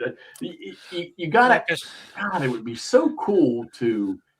You almost wish they had voice recordings and moving pictures from that time period, because I would love to hear the way some of these, because people tell the stories of the God-fearing, Bible-beating, the gentlemanly approach to everything, but how violent they could be in combat. And, and then you get the movies that talk about how they, what is it, Behringer says, religious or something like that. We like our men to be religious. And Jackson not wanting to fight on Sundays, but unless there was just a definitive opportunity to do. You hear these things and you wonder, okay, so how much of that do we know is fact? And then even if it is fact, you got to wonder, what were these people like? We're never going to comprehend that. No. How much honor and integrity was there? And then what they were fighting for, the state of contention that's always about over the years. Yeah. And it's to try to tie the two things together, the honor, the integrity, the religion, and the dedication. I mean, come on, man. Look, you're not going to drag me up to freaking Seminary Ridge and point a mile across the field and tell me in 100-degree heat that I'm going to walk across there and I'm going to run into the face of cannons and troops with freaking bayonets and, canister beam. I'm sorry. I don't know any humans today that are going to do that unless they're completely blind and deaf. Jeff, I think to answer your previous question, that documentary Gods and Generals said Jackson fought for lemonade. Oh, wow. I believe. Yeah. Mike, fire back at, what are they fighting for? Just go back and read the secession documents. Yeah. That's all you got to do. That's what they were fighting for. Yeah.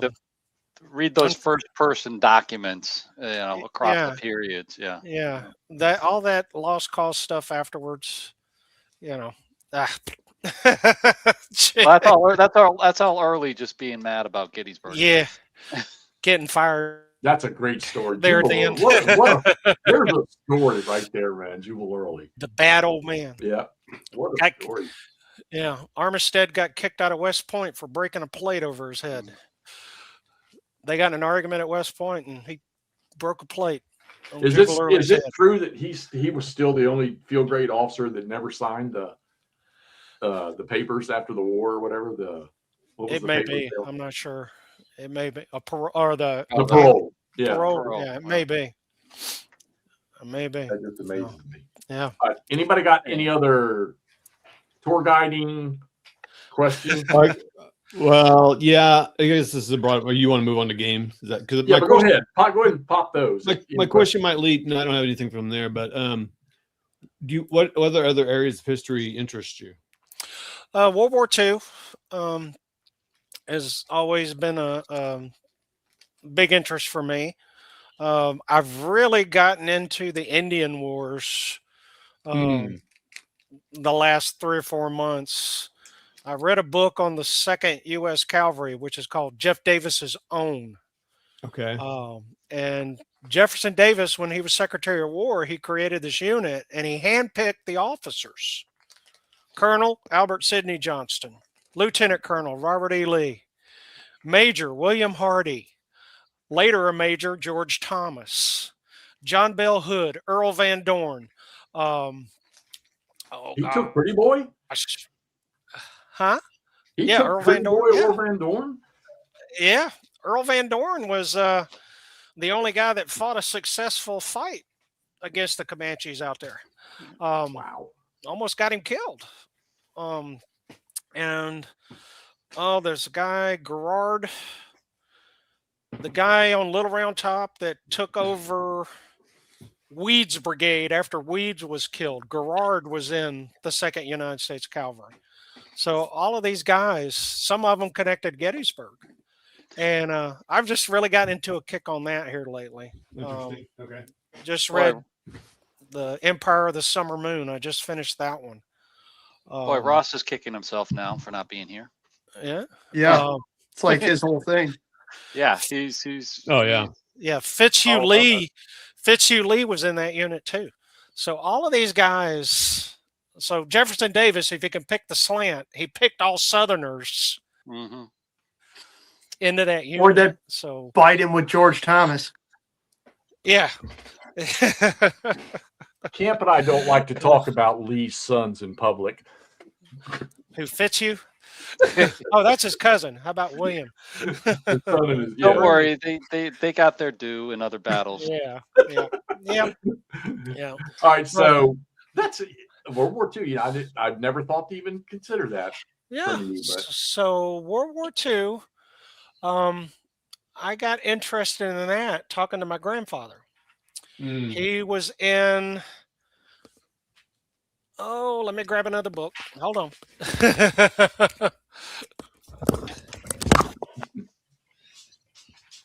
I always wonder what kind Grandfather, of library these guys have. Grandfather, that's generations. All right, I think I hit the button. Can you hear me? Yeah, we hear. Okay. All right. So he was in the 475th Fighter Group. All right. He was in the Clover Squadron. Mm-hmm. There was 3 squadrons. They flew P-38s. He Mm. Hell loaded yeah. machine guns. And he was showing me the pictures. Charles Lindbergh, these guys that toured the Southwest Pacific during the war. Yeah. All of these fighter pilots, aces, Richard Bong, he had pictures of these guys. So that started me down that World War II track. So are you telling me that over on your freaking game bookcase somewhere, you're going to have all these DVG airplane games and no. okay, good. We No. were fixing to cut ties if we were going down that road. No. Now I've got some Navy games. Oh. Hell yeah. Let's talk about those for the next 20 minutes. Okay, I'm going to say it because I was telling the guys earlier that Roy Matheson reached out to me today from War Game Diary and asked me if I wanted to review the Battle of the Bismarck Sea, which is coming out, I guess, in their next magazine. I'm like, Yes. I said, Yes, "Roy," I you said, do. What Yes, I said, you all my buddies do. are harassing me to play a naval game. Look I at said, McMurray. let's do it. Yeah. Yes, you do. Yeah. He's gonna send me I guess it's just a magazine game. I don't think it's I don't know if it's, I don't know anything about it yet, but he's gonna send me You know the address. and I'll do it. I promise you guys I will do. So that will knock off one of my 2 oddball tasks for this year coming. The other one will be Flames of War on my living room floor if I ever get around to doing that. So. No, you're still playing Flying Colors too. Well, yeah, and I hope Mark Herman sends Now, me it. I just bought 3 of those games of that series, Flying Colors, and I'm struggling to learn it. I'm struggling. Okay. Yeah. We can figure that out. We can get you back on and do a playthrough. I got a little bit of a refresher today. Uh-oh, you're getting ready to get drug in, Phil. That's how I got Champ and Ross. That's how we got them in here. The other thing that I want to learn is ASL. I have got Oh boy. I have got ASL stuff in shrink wrap. I played Squad Leader in high school. I played the old Squad Leader in high school. The And classic I version. enjoyed Yeah, it. great. Oh, it's great. Which real quick, sorry, I don't we'll just hop right back and we'll go back to ASL. Which 3 Flying Colors did you get? I got the Flying Colors original. I got the Southern Moon Okay. Southern Cross. And then the White Star or White Cross? White Star. Yeah. McMurray. Yeah. What? Isn't that the one I sent home with you? It I is. think it is. Yeah. It is. Dude, that was awesome because that box has almost everything for ironclads, like all the extras and stuff. Yeah. I have told them that if there was a naval game that I would play, Flying Colors, it just looks pretty to me, and that would be the one. So Mark Herman said when he gets the new release, he's going to send me his original. Yeah. So Because when I went to Historicon last year, they were playing flying colors with miniatures. Yeah. Miniature ships. Yeah. Of course, I was doing the SPI games, so I was busy doing that. Terrible Swift Sword, I was running that.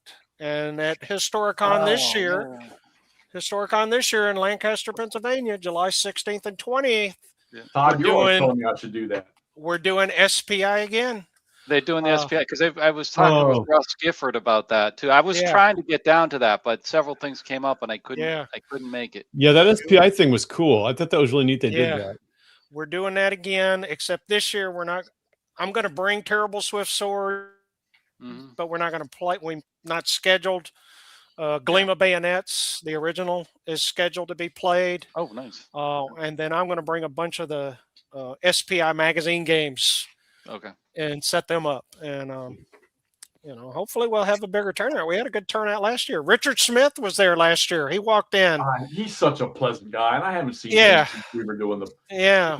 I'll get a comment from him every now and then. You know Yeah. what? You know what? Hey, we're going to put this monkey to bed right now. Okay. What's that? I got a tour guide right here that hopefully he has the knowledge that we're going to impart on you all right now about old Braxton Bragg. All right.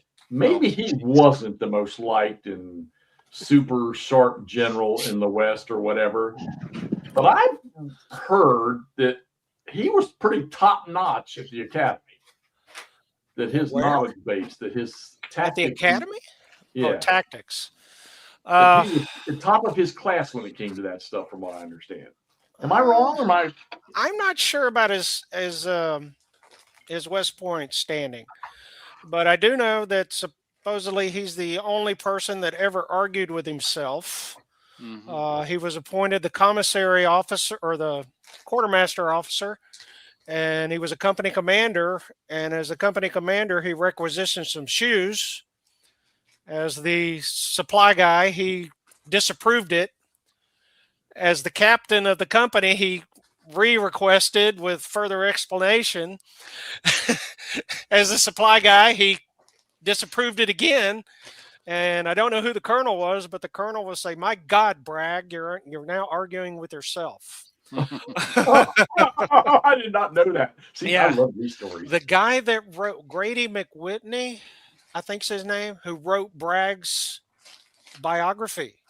It's 2 volumes. He hated Bragg so bad after he finished the first one, he had a graduate student do the second one. Nobody liked Bragg except Jefferson Davis. So There we go. Ross got me covered. yeah. I wish Ross would get home and get on here because he probably got all Yeah. We're in the GCACW game we're playing. There's a role that you can make, and if you can get what is it called? You can brag insubordination or something like that. Oh yeah, insubordination. Yeah. Yeah. Then you get a -1. Yeah, You got a -1 on your roll there too when they go insubordinate. yeah, that's hilarious. Yeah. But that's what the Civil War is interesting to study. You just got that kind of stuff going on. I played. My son and I played Macklemore Cove last month. Oh, or not okay. last month. Last year. Yeah, my son loves GCACW. Now, the problem is I got him. He's a Normandy guy. And we played Utah Beach, and now he's all GTS, so he's wanting to get into that. So I'm like, man, that system's hard. I'm trying to learn. Play Day of Days. That's a wonderful game. There's some new SCS stuff. We've been talking about that.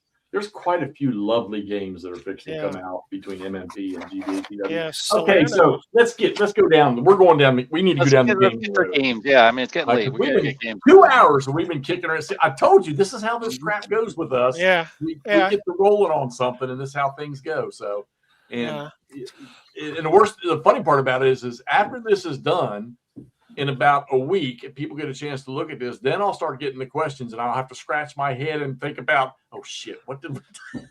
Yeah. But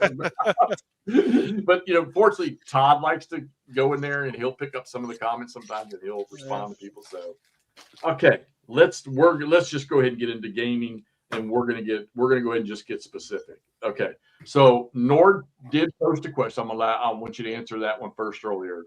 Okay. You got it? Do you have it up here? What is your favorite ACW game? Not system, but game.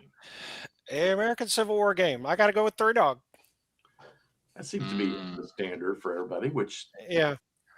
Terrible Swift Sword I enjoy as well, but Three Dog, since I discovered that, and because I've played Terrible Swift Sword before that, but that's my favorite ones. Those regimental level games or what I like. So is that playing the full campaign of Three Dog, or do you like doing the scenarios?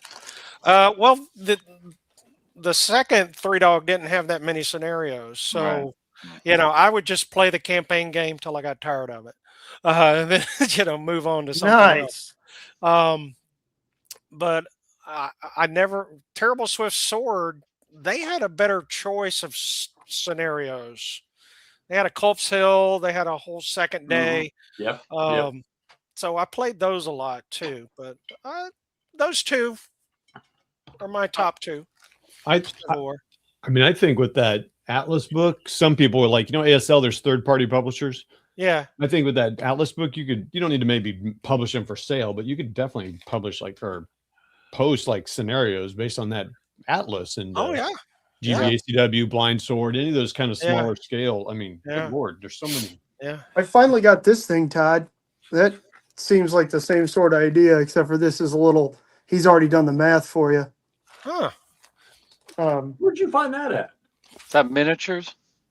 The one in town? No, this actually, I wound up finding it on Amazon. Brad Butkovich has a ton of books. But basically this one is specifically Gettysburg regimental scenarios, but then he breaks down, cool. But it's rules agnostic. So he breaks down, and for each brigade, he's got the regiments broken down, and then he's got it broken down by, okay, does your stand or figure represent however many guys? And then he's got how they're armed. And then even the nice thing that you don't see a lot, I'm trying to point to the right column, he's got a status. So for it's not super in depth, but just determining kind of, okay, what kind of quality / morale are we looking at here, which is not something you find often. It's not too terribly hard to find numbers, but all right. That's awesome. Yeah, this one's specifically Gettysburg. And there's a lot of, of all the battles, that it seems to be well accounted for strengths. Of units and stuff. Whether or not they're perfectly matched, but you just gotta get close. So okay, so all right, Phil. So okay, so I get introduced to you with Stepping into Heaven. Right. Okay, so when did you come into the new GBACW, and was it Three Dog that you came in with? And do you own all of them? Three Dog was my first one. Yeah. So I got that one and started rolling into the other ones. The last one, the one that took me the longest to get, was River of Death. And that one cost me a pretty good penny. Yeah. That one cost me a pretty good penny. I hope my wife doesn't see this. I've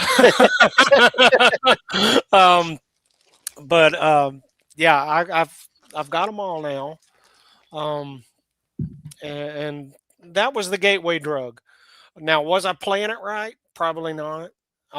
When we got together at Corbin's, maybe even before that at one of Fernbecker's get-togethers, I really started to learn the system.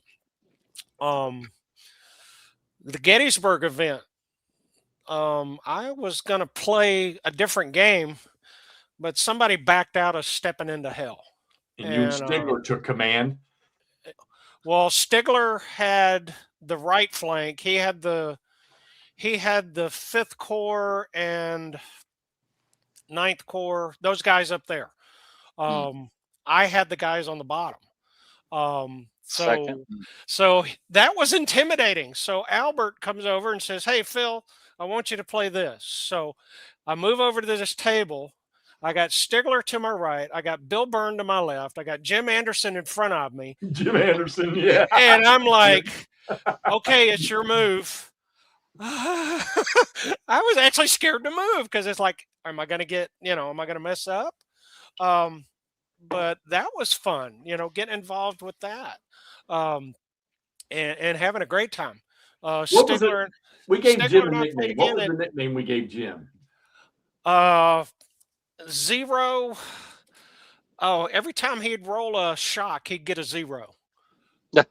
Every time he rolled a shock attack, he got a 0 that one day. Stigler was calling him Zero. I can't remember what he called him. But you were making fun of me because I was barefoot. Yeah, I got videos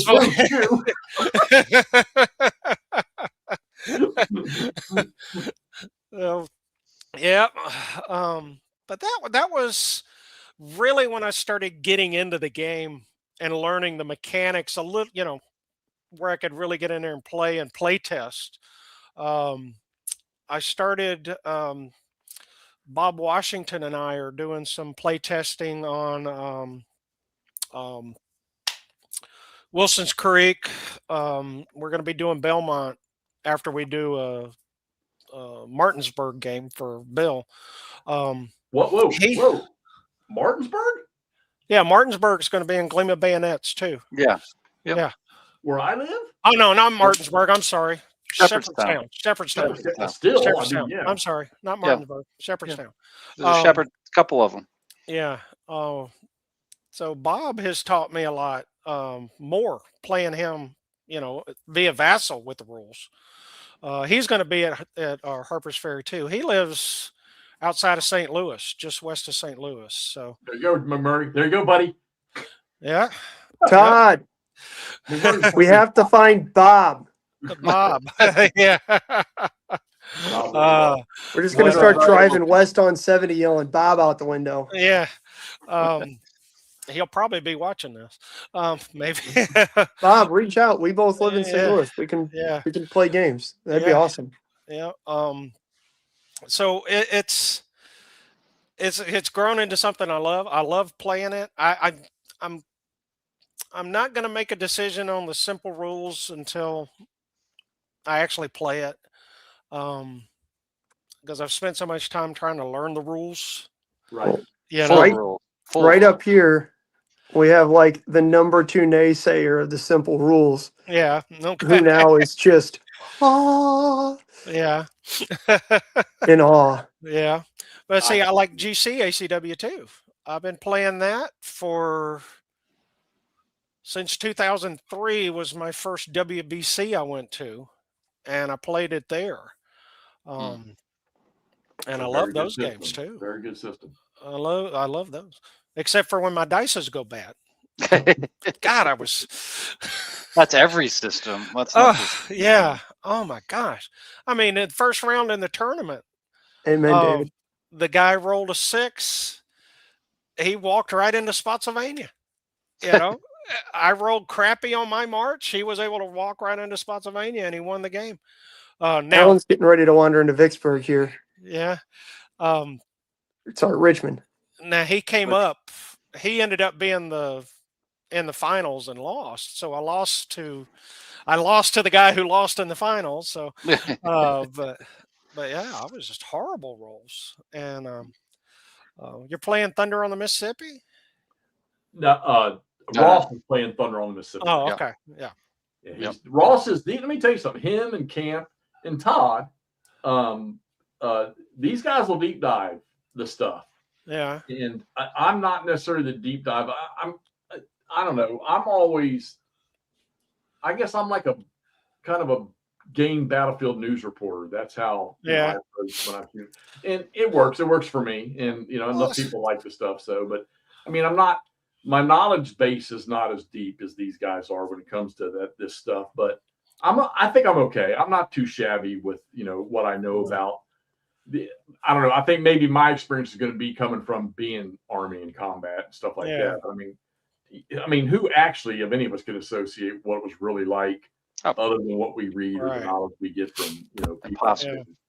But I mean, we with Ross and Alan coming into this group, this really has just been a great effect for us because we've got a taste of everything with McMurray in miniatures and Todd dabbles in miniatures to Alan and Ross and their depth of knowledge on the stuff and what they like to do. And we all like to, the 3 of us like to play the super detailed stuff.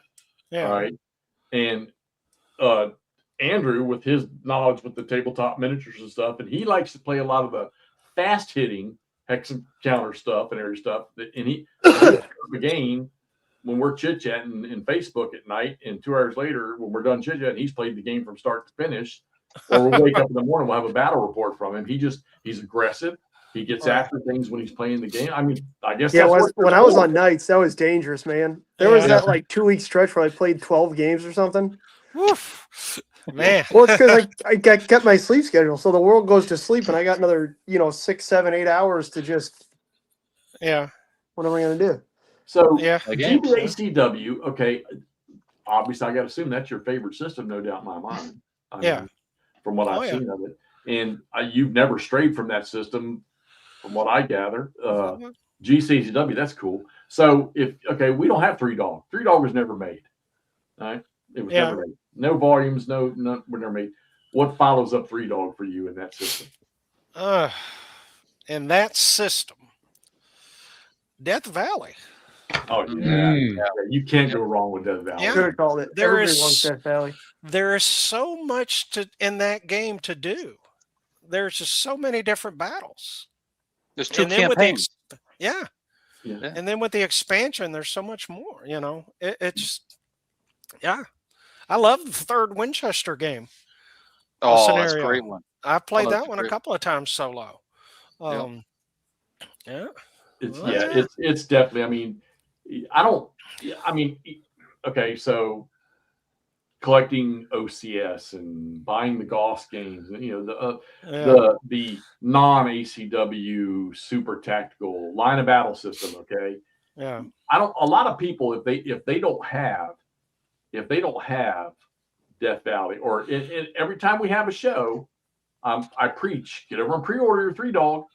Even if you're not so much sold on the system, the price for the game, on the P5 is you're not gonna. Nobody's gonna match that. I don't know of any other game systems where people get. And I don't know how that works, because I'm assuming that Dick doesn't set that price. That's Gene Billingsley.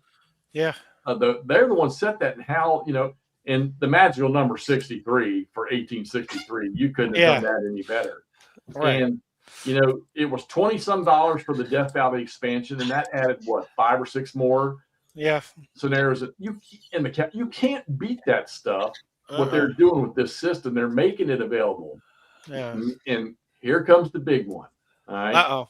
Simple rules. Okay. Yeah. And Andrew was just making the point. This guy's never going to play that, and I did. I swore up and down I don't want any. He was pissed, and I told Dick that him and Stig were. Don't do it to this system. Well, guess what? Yeah. I've been playing it. Yeah. And I haven't. We've had a couple shows. We had Nathan on talking about. We did a live show a couple weeks ago. We all got back on. The 5 of us got on, and I'm going to tell you, this is why I think this system's magical. And McMurray's the perfect sample for this. I was about to drop a bomb on you in a minute here, Jeffy. With Bassel, he got right on, and not even having any knowledge of the system, was right into movement and fire combat, without hesitation. Phil, the game you're play testing is going to be the first GBACW game I ever spend money on. Which one? Gleam Trans Mississippi. Yeah. Yep. That's good. He wants that. Belmont, Wilson's Creek. You're saying all the right words, buddy. Yeah. T-Ridge. Oh. Imagine. They've upped the number of battles in that. We were talking about that the other night. Prairie Grove. Prairie Grove's the one I'm thinking of. Yeah. Wow. Yeah. Bob's been doing a lot of work with that one. So, yeah. And allegedly, they're all coming out with GBACW for Simpleton. So, Yep. I don't know when. No. Those Ozark games are coming on those scenarios. That's probably another 2 or 3 years down the road. Oh, I'm sure. Yeah. We still got. Yeah. I mean, we still got Step Into the Hell. It's on pre-order. Gleam. Gleam of Bayonets. I mean, seems like it's pretty close. Yeah, I'm excited about that one. So Bill said there was an issue with the big game that he thinks he's got a fix for it, though. So there's the Vicksburg campaign. Vicksburg game. Yeah, I saw the Champion Hill game at Fredericksburg last year. Yep. And then at Winter Offensive, I saw Line of Battles Champion Hill's game. we were the other night when we were playing. After we got done, Todd and Ross had come in as we were getting done, and we stayed on another 2 hours. And we were talking about that. And somebody in the chat, JPJ Games, he says the new rule version is 3. So it's 3 point. And my whole thing is, and I'm saying it's the only reason I haven't gotten rid of my line of battle games is because I want to see this new rule system. And I do have the Wilderness one from them on pre-order, just like I have our Stepping into Hell. Because I want to see. And if those 3.0 rules come in and they don't change that game, I will let all of them go, and I won't go down that road anymore. We were talking. I want to try to see if I can go with Nick Rosser and get Nick on here because Perryville's his. Yeah. And it's taking so long, and I wonder if Nick might have some insight on it. I would like to get him on to talk about that. Later, Charles. But the simple rules. So, and you made the comment a minute ago, I'll set up the campaign of 3-dog, and I'll just play till I get tired of it. And now that I've spent the last, Alan, we've been, I guess, about 3 weeks now, for almost getting close to a month. Yeah, you've been playing it for a couple of weeks now, straight out. So I've been messing around with Vassal with the Gettysburg, the 3-dog campaign, just having the rules. I didn't have any, Nathan finally sent me the master reinforcement schedule for the simple rules for Gettysburg.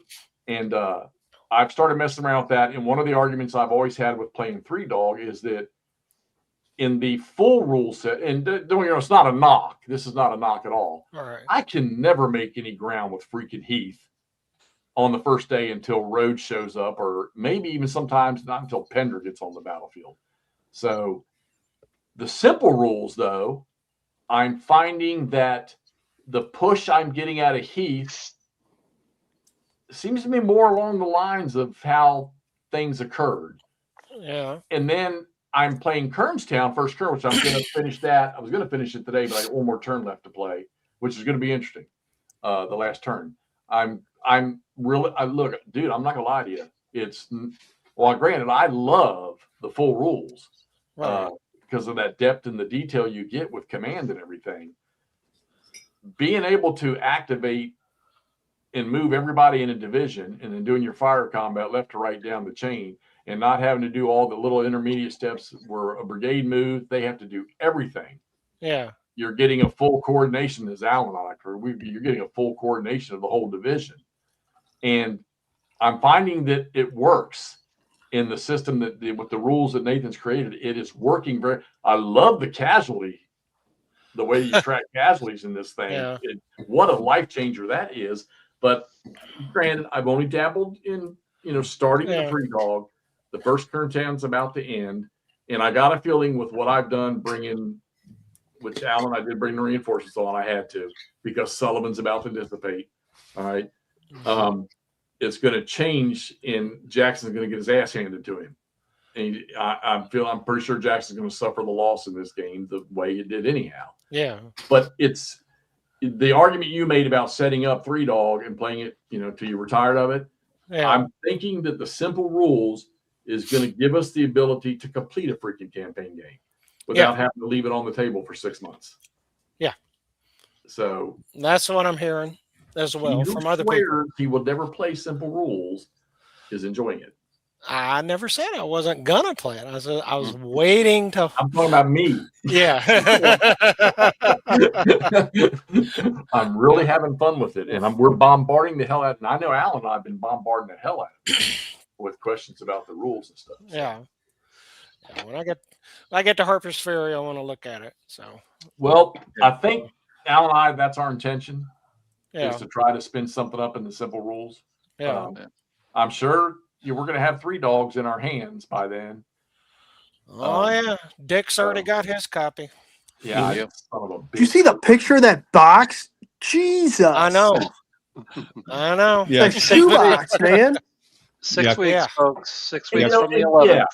And his I thing need to know was the case. when I denied that system, and he knew it. I told his idea was to bring people in. I get it. And I really think that this simple rule system can do it. And here's the best part about it, because we try to associate it with the great battles of history. The simple rules and the full rules, you can't go from one to the other. They're two different systems. Right. This one here, I think there is a transition point. I really do, because the activation, the movement, while granted you're going to move all 4 of your brigades in a division in one burst, it's still an activation and a movement of a brigade. Right. So to transition to this one, so I Dick's right, and I'm still burning to want to make the comment that Nathan gave us that I can't about until he say nobody. But I do. I honestly think we've got something. And granted, I know it needs more play, and maybe by June we'll have more of that. You know, we're going to start messing around with it here. Yeah. I do. I think somebody's hit a simple rule set that will work and bring people in to the system. So, Yeah. and I hope you do get it, and I know you will get you'll mess with it. Oh yeah. And I hope more of the big dogs out there that you know who I really want to see do it and like it. Is Stigler. Yeah, I think I really would like to see that. I haven't seen Stigler. He hasn't been around much on the. I see him on Ardwell show, and that's about the only place I see him. Yeah. He wasn't at Fredericksburg, I don't think. So I don't think he came over. Hopefully he'll come to Harper's Ferry. Yeah. Because I know Sharpsburg, he said it was his favorite battlefield. So yeah, hoping maybe that'll. Well, he's heard the comment about the Gettysburg thing in October, and he wants to. I know he'd love to be out. Well, I think Stig would. I think he was out of a job. I don't know if he's got back into something. So. Oh, okay. So it's been a while if he hasn't. Oh. But I hope he finds something if he hasn't. Yeah. I didn't know that. Because he's still, he's still a great asset to the system. Oh yeah. So yeah. And of course we got our very own Ross doing Vassal design, which you guys are not seeing yet. What we're getting to see and what he's doing with Into the Woods is going to blow people's minds for Vassal. Yeah. Yeah, that's awesome. Ross is super good at that. If Phil's doing some play testing with Prairie Grove, you'll see that because actually Ross did that. Yeah. Oh, okay. I haven't done Prairie Grove. Bob was doing Prairie Grove. We just did. We did Wilson's Creek, which turned out the way it did originally, and then we did Ray scenario. He's got another one where Seagull and Lion all come in the same way. Like down the wire road? Right down the road, yeah. And we played that with the same result. The Union got their rear end handed to them again. I was playing the Confederates. But anyway.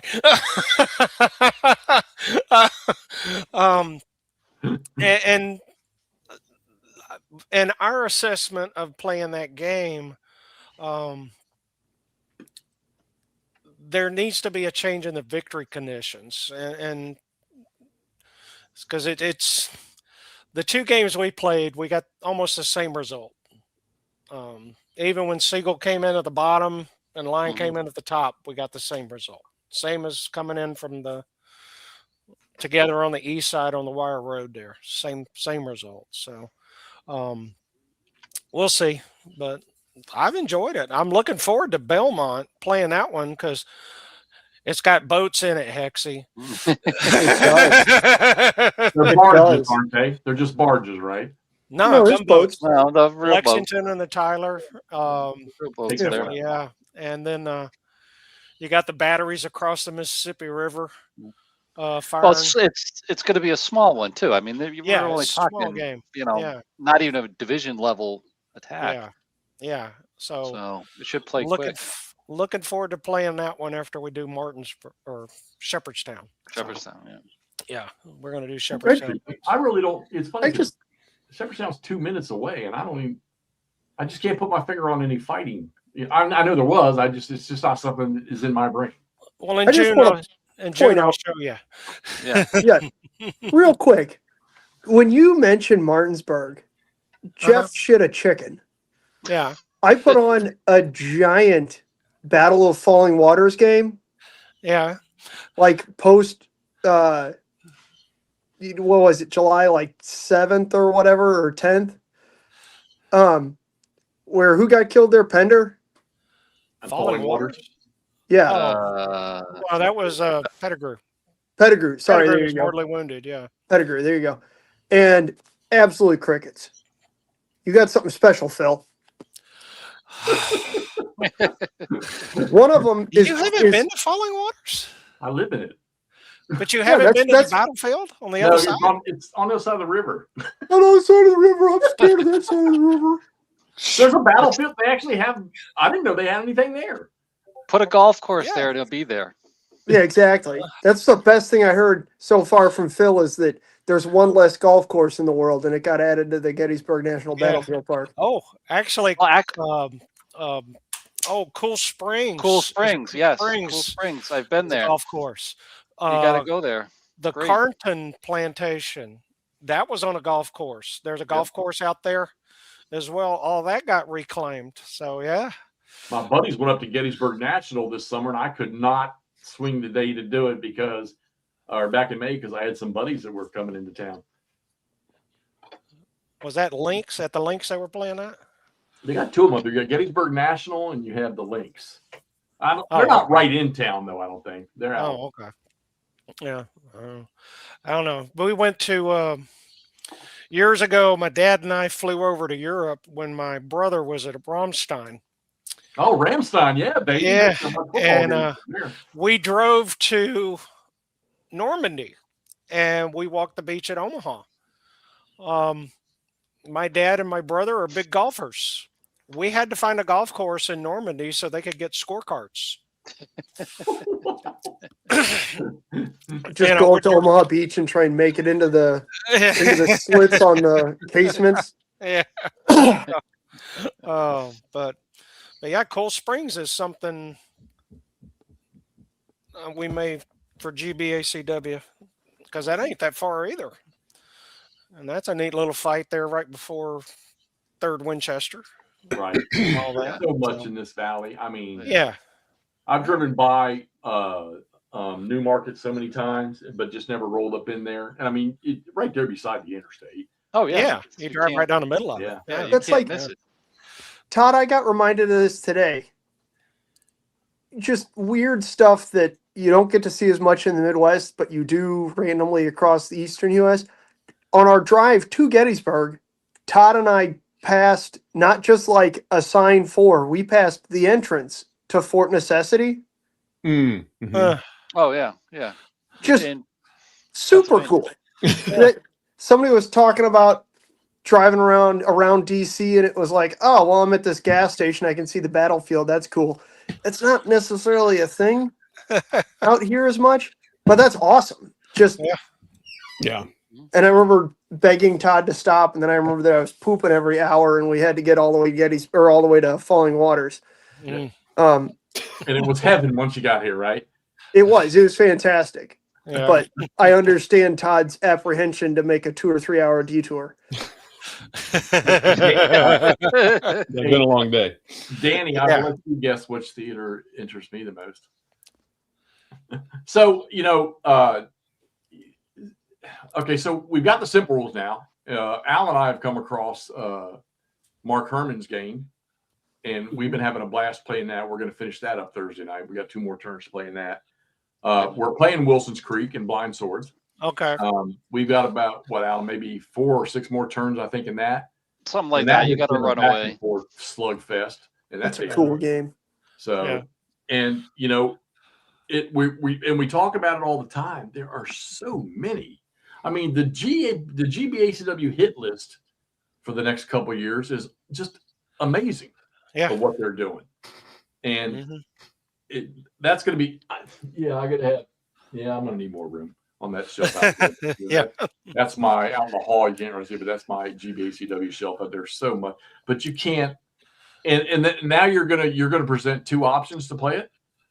I mean, it's I honestly think the world's going to turn for that game. I think a lot more people, if they don't pass on the 3 days of Gettysburg, get the simple rules are already on the GMT site now. You can download them Right. and take a look. It's so easy to read. And we were discussing this. We've learned with Nathan that if it's not in the rules, then it is the rule. I've not given him I think I've given him one thing that he said, "Oh, good catch," and it had to be a simple change of wording. But everything that I've sent him and asked him, I'm saying, "Hey, well, what about this? It's not in the rules. Then it's not in the rules. Don't. Don't, and he's done a great job with it. I mean, I don't know who else is part of that with the simple rules. Is there somebody else, or is he just doing it all himself? I thought it was just him. Is what I was understanding. I'm not sure. He's doing the designing, but he's gathering a good test group together. I mean, he suckered us into it, and he's got he's got a good group of GBACW players. Play the full rules, playing, testing the simple stuff. So, I think he's got a good crew behind him to test it. Yeah. So, we'll see. We'll see. Yeah. So who's doing? We mentioned it earlier. River of Death. Is anybody updating that, or was that just something Tom and Smitty were doing? Yeah, I saw they were definitely cleaner, newer maps. Where the colors all matched. Yeah.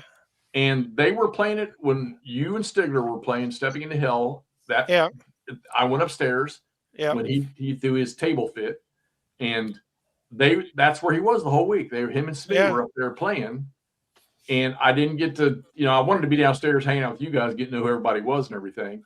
Right. I didn't get a chance to really, but it was definitely different, newer, but I've not heard a word about it. I hadn't either. Then that's what I was wondering. I mean, you got to think they're going to. Yeah. Well, I think it's going to be there eventually. Yeah. Red Badge of Courage has started. So don't know who's working that, but. Well, I think Greg is. Is Greg doing that one too? Yeah, because the last I saw last summer, he posted something about what was going to be in there. Yeah. But I think he's still too busy with Gleam to get that done. Yeah. But I think that'll be next. I think once Gleam's out the door, I think that'll be next. But it would be nice to see River of Death and also Dead of Winter. Dead of Winter. Yeah. Redone as well. But I don't know. The old SDI when Bird was with SDI. He did the Dead of Winter, the first version with the old turn R, say whatever it is, where you could do individual things, or you could do whole brigades or brigade fire. So that's kind of like, it's kind of like, I guess, what happened with RSS, the regimental subseries. Yeah. Too much detail, went a little bit too far. I think that TRT table thing that we did 3 games, and I think that went a little too far.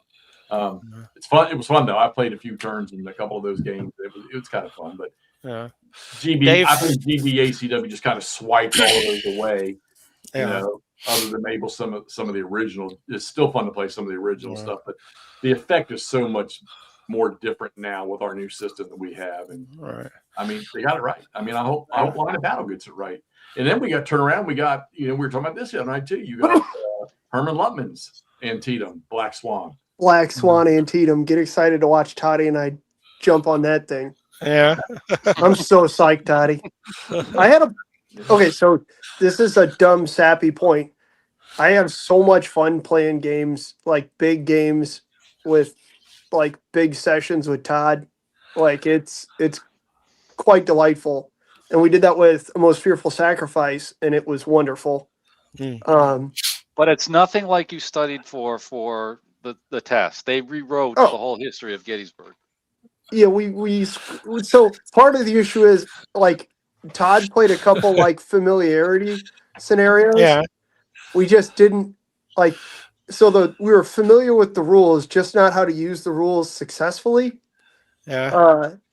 So it wound up with First Corps just beating the brakes off of Heath's entire division as they tried to push Buford off. Yeah. So like Heath is trying to get kind of organized to make a push, and then here comes First Corps just beating the bejesus out of him.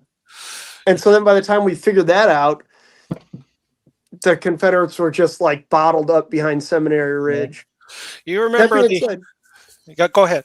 No. That being said, we also did our standard thing, as you can see, when we played It Never Snows, where we pay absolutely no attention to a reinforcement schedule or where other stuff might be.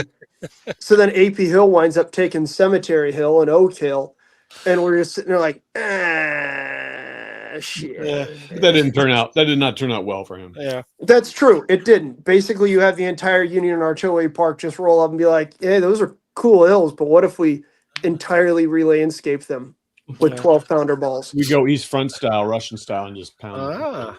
Yeah. So years and years ago, I played a John Tiller, the Gettysburg computer Nope. game. That's Love just jam. And me and a guy I used to work with in the Navy, we'd go by the house, we'd play, you know, on the computer for about an hour.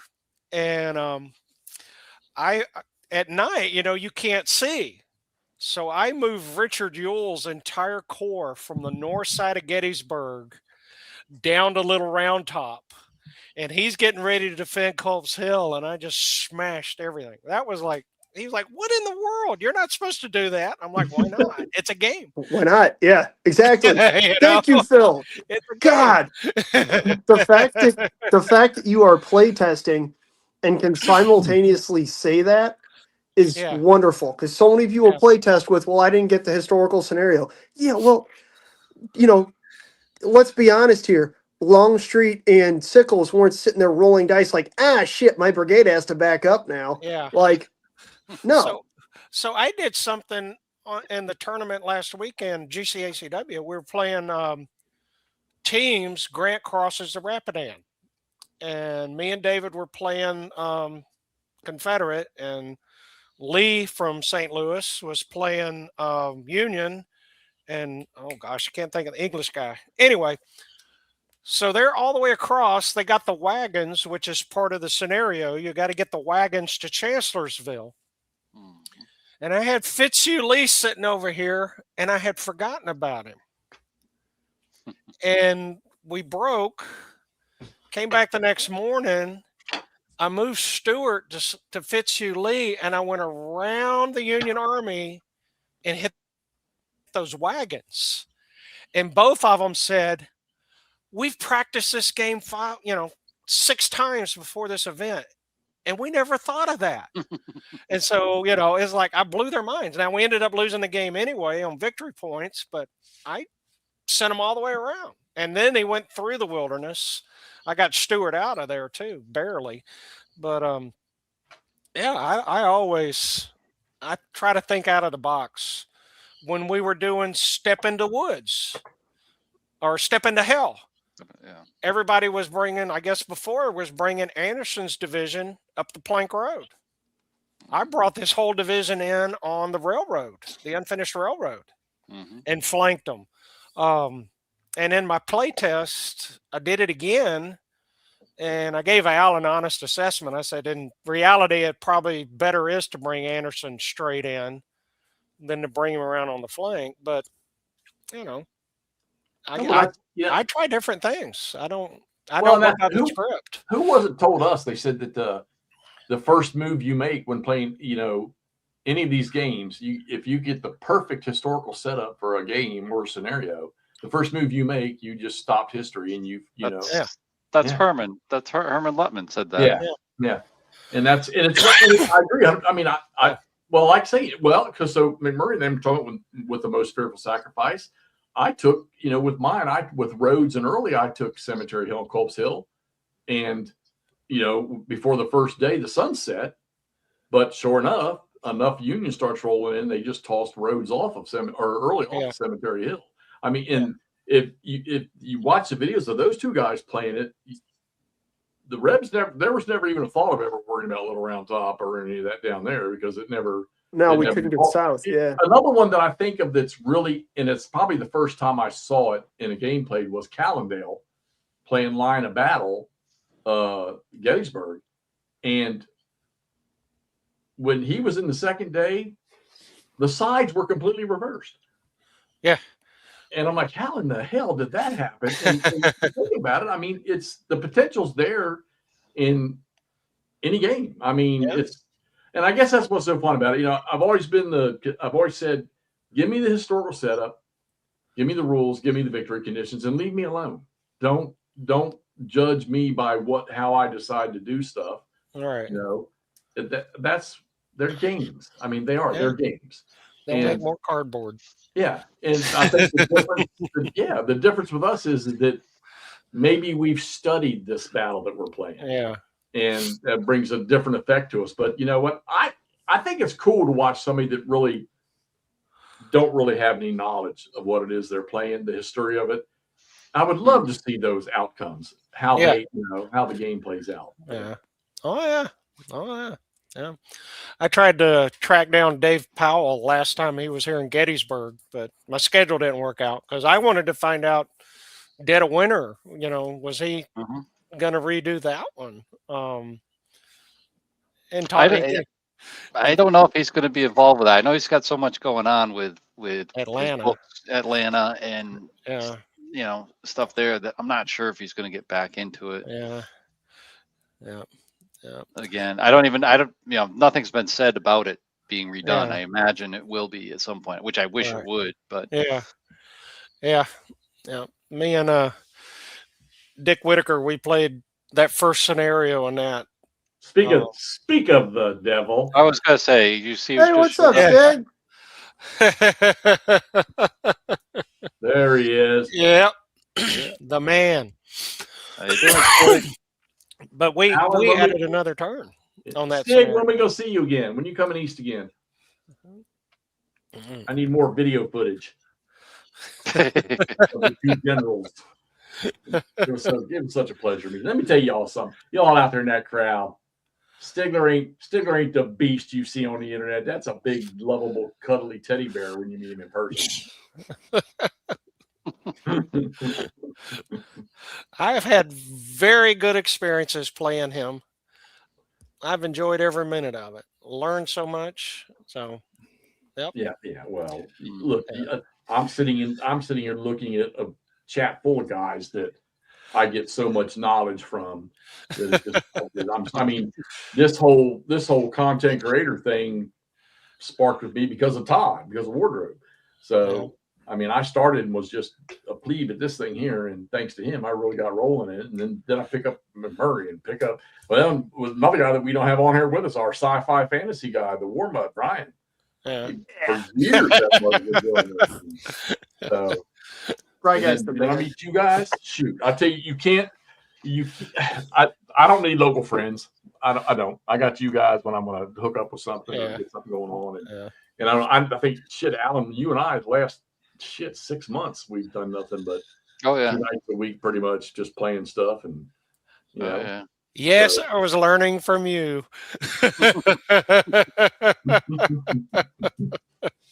Well, guys, we've been I tell you how it goes, more than 2.5 hours we've been going at it.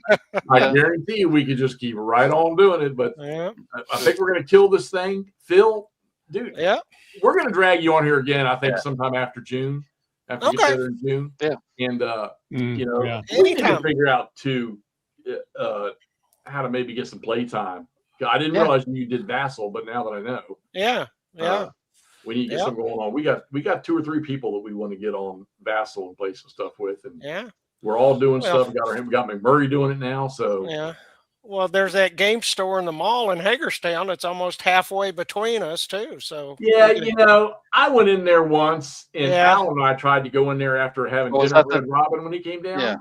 And they were closed at 8:00 at night on a weekend. What? The whole mall was shut down. The whole what? Oh, I didn't know that. Yeah.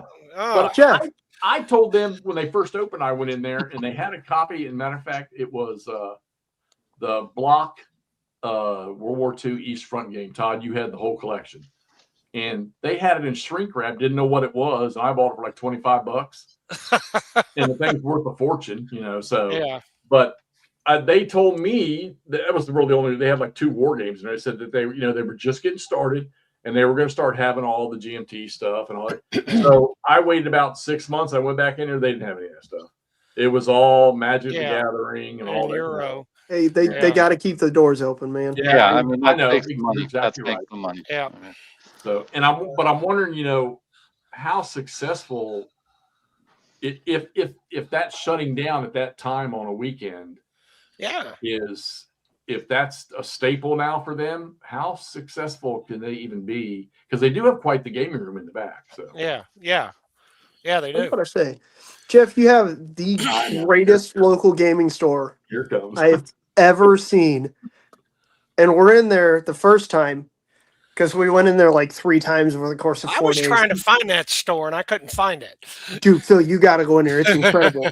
and great. And a lot of that is because is from the miniature side. They do have some war games, but like, so we're in there and Jeff saw him and I don't know, this is really what I'm looking for. And we walk back in the back. And what's the first game we see? Lee versus Grant. And it's like, it's right here, Jeff. Do it. Do it. Yeah. That's I got awesome. That one on my shelf. Yeah. That's a great game. Yeah. Oh, I didn't realize it till these guys told me, because I don't know much about, I remember what's the big ones of strategy and tech? I don't know, Complete Strategist. Yeah. We had the one when I was a kid in Falls Church. I didn't know any better then, but so I really didn't know what game stores were like until these two guys showed up and went in there and I got a comparison because they live out in miniature market world. So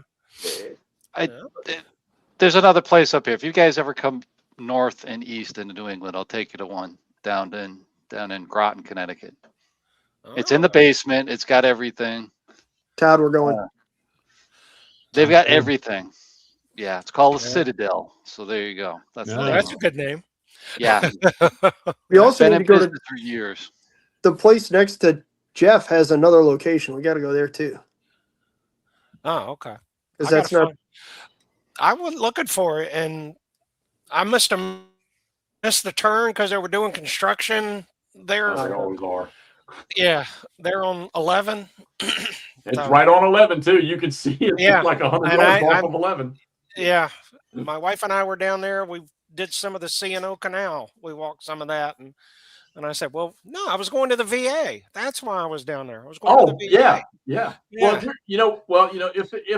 if there's any time when you're here in June, we'll pop up there and let's see. But Andrew's right. It's mostly miniatures and they do. They just Worthington stopped by there a couple months ago and started. They dropped off their Antietam Brigade game.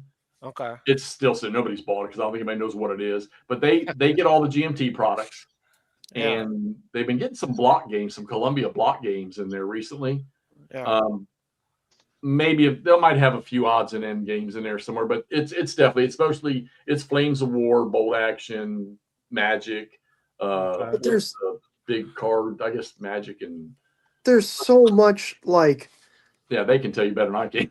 Random small stuff that you read about on the internet, but you never really see. And then you walk in and there's the rule book, and it's one of those. This is wild. This is awesome. I'll be making another trip down there sooner. I got to go down and do some scouting for the Harper's Ferry walks for GBACW. What, up one hill and down the other? Yep. No.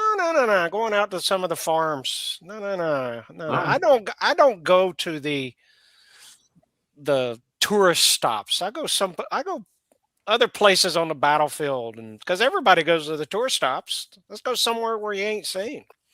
Like you step out my front door of the apartment here, and there's probably 50 Civil War skirmish markers within 10 minutes. Well, here's the big surprise. I'm hoping this works out. I'm hoping to get us on Nicodemus Hill. Oh, I'm trying to get us up on there. The hill. Ooh. Actually, on the hill. I got some friends of mine reaching out to the property owner. Look at Stigler's comment. Stig, that's a good point. So you're going to have to walk up that hill. So you're a tour guide. Give me a golf cart. That's not a big deal. That's not a hill. That's a bump. Hey, if I got to take more steps in that damn tower, Murray drug me up. Yeah. And then they tried to kill me with a snake hanging off on the bridge down at Burnside. There was a snake hanging out on Burnside's bridge. Yeah. That was awesome. Just a big black rat snake hanging out in the sun. Hey, I'm going to tell you how bad it is. We walked down to Burnside's bridge, and they've got the little road going out to the entry road over there. And I said, y'all pick me up down here. And a tour bus pulled up with a bunch of older people in it that got out. And one guy walked by me, looked at me. I said, I'm waiting on an Uber. Oh, gosh. Hey, Mark got here. Hey, Mark. Mark.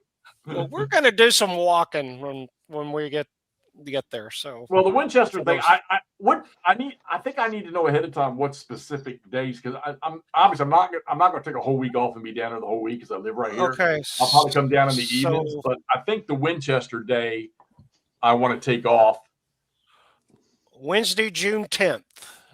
Wednesday. Yeah, that's Yeah. why I thought it was Wednesday because So I'm Saturday's- debating if I can stay that long. Saturday, Sunday, which is the 6th and the 7th, that's Sharpsburg. Yeah. The 8th is the Gaps. The 9th is Harper's Ferry. The 10th is Third Winchester. So I definitely do the Antietam weekend stuff. I don't. That's June. I'm not in any golf tournaments in June, so that I know of. So, but that's the plan right now. Okay. For the Good to know. tours. So I'd like to go to all of them. Yeah. Yeah. And Alex, I can't think of his last name right now.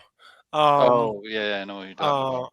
Alex is going to be doing the Confederate side. I'm going to be doing the Union side. Alex Barney. Barney, Barney. yeah. Yeah. I met. He was there at the. No, I met him at the. Wait a minute. Did I meet him at the Labatai? I don't I met him, Alex. I've met Alex. I don't know whether I met him. Was he there when we were there at Gettysburg? No, he was he the one that showed up at Dalton and then had to leave with the emergency? So I don't know. I don't know. I don't think I've ever met. I probably have. I met Alex at the Labatai, I think, but I don't know if Yeah. that was him or not. Yeah. But I mean, I know the name from this system. So, and hey, Yeah, he's the one who's doing Vicksburg. I'm hoping Mark comes to Gettysburg in October. Mark Herman. So Yeah. he's. Well, we're gonna have to get a little red wagon for Hexy so we can get him up and down the hills. No, he's gonna start practicing walking now.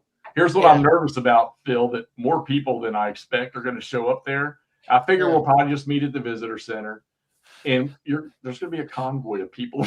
Well, I'm afraid of because I got a 2-seater pickup truck, man. I don't. Just open the back window and give Phil a bullhorn. Yeah. Exactly. No. I don't do that. See, Mark says still possible. Yeah. All right. See, thank you, Stig. Exactly. No, I don't highlight that comment. Highlight Stigler's comment. There you go. No cart, Jeff. You're walking, buddy. It's good for you. Hey, if I can afford one of these battery charged little buggies, I'm in business. I'll walk the golf course this year. Jeffy's about to start rolling around on a Segway. Hey, do they still do the Segway tours up there? No, the guy sold the company, retired. The guy that bought it tried to reopen it, but he was working out of the square area, and it just didn't work. That's a busy little circle. So yeah. So I heard that some of the airports, since they don't make Segways anymore, they were trying to buy up what he had for replacements for when they break. Yeah. Really? I didn't know they stopped making them, but the guy who I think he actually the inventor died on a Segway. No, he died natural causes, not on a Segway. But you can get into some pretty guy. You can get into some pretty fun crashes on a Segway. Yeah. Oh yeah. I never did one of those tours. Never did one of those. Never done on tour. Just been bored with a Segway. Yeah. I went over and did the training for it, but then I never went out on the field with it because I'd be the one for a couple of summers, always up and down. So I would have been the one that fell down and cracked my coconut all over the road. So Ross has been on the horseback ride out there. So yeah, long time ago. Well, He'll be out there, and Alan will be there. I'll be there. Yeah. So. It's gonna be fun. We've already come to conclusion that if it's just the four of us, we're still gonna have a good old time. So I think there's 5 or 6 that I think are going to show up outside. I think we'll have more. Yeah. All right. It's going to be like 30 people. Hey, that's fun. Well, when I did that battle walk that Stuff Rider filmed, I had no idea he was there. I had no idea it was being filmed. I mean, I think we had 45, 50 people on that battle walk. That little brief that you gave us. That's the first time I've had anybody walk me over the back end there, and where you can look down over everything. Oh, okay, yeah, on the backside of Oak Hill. Do that. Yeah. Oh yeah, that's what I got really in the background right there. It's right there. Yeah, right there. That was a really cool vantage point. I can understand why. Didn't Lee set up there for a second there? Who am I thinking of? Not on Oak Hill, no. Richard Ewell was up there. Ewell, there you go. Yeah, Ewell was up there. Rhodes was up there. You get a beautiful vantage, like the whole north side of Cemetery Hill, Copes Hill, all that stuff, and then all the way down the ridge. And see, I like that because I'm trying to get which way you're looking there. You're looking towards Big Round Top. So I am on the ridge, so it's looking towards the town. The town is behind my head. If I got it out of the way. Okay, I can see the McLean farm there. If you go down this path right here, if you go past the memorial, there's a little path and it takes you out to a point, and you can actually see the whole 11th Corps, and you can also see the whole of the north side right there. Yeah, now I love that spot because when I talk about these guys marching and walking, how far they moved. From that point, I can point out Round Hill and show you where Jubal Early's division camped 12 miles to the north. Yep. That's how far they walked to get here. You can see all of that. And then you can see some of the Pigeon Hills too. So you can almost see down to Hanover, because that's in the same direction behind me. There's Hanover over in that direction there too. But you can see all the way over to Benner's Hill and beyond. Yeah. Easily. Yeah, Benner's Hill is sometimes hard to pick out, especially when you're trying to show somebody. Oh yeah. Where it's at. I mean, I can look at it. Yep, there it is. But it's actually easier to be on Benner's Hill and pick out everything else. Pick out everything else. Yeah. And right now is the best time of year to go to Benner's Hill. Yep. Because all the leaves are down. So the only time I've walked up Big Round Top was in the leaf off season. So yeah.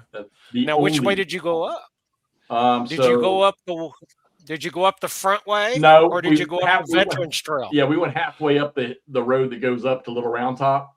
Yeah. And there's a parking area there. Yeah. And we got where you can go down into Plum. Devil's Den. Yeah. Devil's Kitchen. We took that trail up. Okay. That wasn't too bad. I'll next time we're up, I'll take you up the Veterans Way. No, it's a lot easier. Hell yes. Yeah. Bill just said it's a lot easier. You'll be fine, Jeff. It's a lot easier. The stairs are still there in some places. He's trying to suck me into a death march. You talk about the old trail, right? You talk about the old trail. Yeah. Yeah. Okay. Yeah. Yeah. Yep. Jeff, you can do it. We'll get the walker out there with you so that you can move it up the stairs, and you'll be all set. Yeah. And then we'll bring a whole bunch of bubble wrap, so on the way down we can just wrap you up, duct tape you, and go. I'm going to start freaking about July. I'll start getting antsy about October. So yeah. All right. So I'm start going to close walking now. now. So everybody, we're talking about October 19th. Just a one-day get together. This is not, if you're far away and you want to come out, I know it doesn't make no sense for me to come out and try it one day and go. I don't know. Maybe you got some vacation time. Gettysburg is not a one-day thing. Maybe you take a few days vacation, come out and just spend a day with us out there, and you can do whatever you want your other days. There's all kinds of stuff out here in the East to see. Revolution, Civil War, all kinds of things out here. Yeah. Just there's all places to go everywhere. So, but that'll be October 19th. We're gonna have a rain date of October 21st in case we just get really crappy weather on the 19th. I don't usually October's a pretty decent month, so. We've got you're going to see Al and I here shortly. We're going to be doing some GBACW Simple Play live on using Vassal. You got Todd and Ross tomorrow night. All right. Those of you that don't need to watch the Super Bowl, which I probably will put it on the screen somewhere, not really interested yet this year. They're going to be playing some great campaigns in the American Civil War tonight. They're going to blow through a scenario, getting themselves ready for an April campaign game they're going to play. And we got the big board, Kev, coming on the 21st. And we're going to do to him what we're doing to Phil here tonight. So, Phil, thank you so much, man. I appreciate you coming on here and doing this. Thanks, man. You're welcome. Great to meet you. Yeah, wonderful to get you on here. So, and this is another one. I'm going to get you. We're going to get Nathan back on here again. We wanted to talk about getting Dick on here. Bad timing right now, so maybe we'll try to track Dick down. I know Ross was communicating with him. We want to try to get Dick on here again, or get him on here one time in the future. So maybe we'll find some time later for him. But yeah, y'all keep those things in mind. Be on here tomorrow night. You're going to see the boys go at it with the great campaigns. Oh yeah. And once again, Phil, thank you so much, guys. Appreciate it. Everybody in the audience, got any questions later, you can post them on here, or you can get my email on the YouTube or any one of the guys and fire away. And I'm sure we can send them off to Phil, and I'm sure he'll be willing to answer anything. Oh yeah. Oh yeah. All right, everybody. Answer questions. Thanks, All right. Phil. Bye, guys.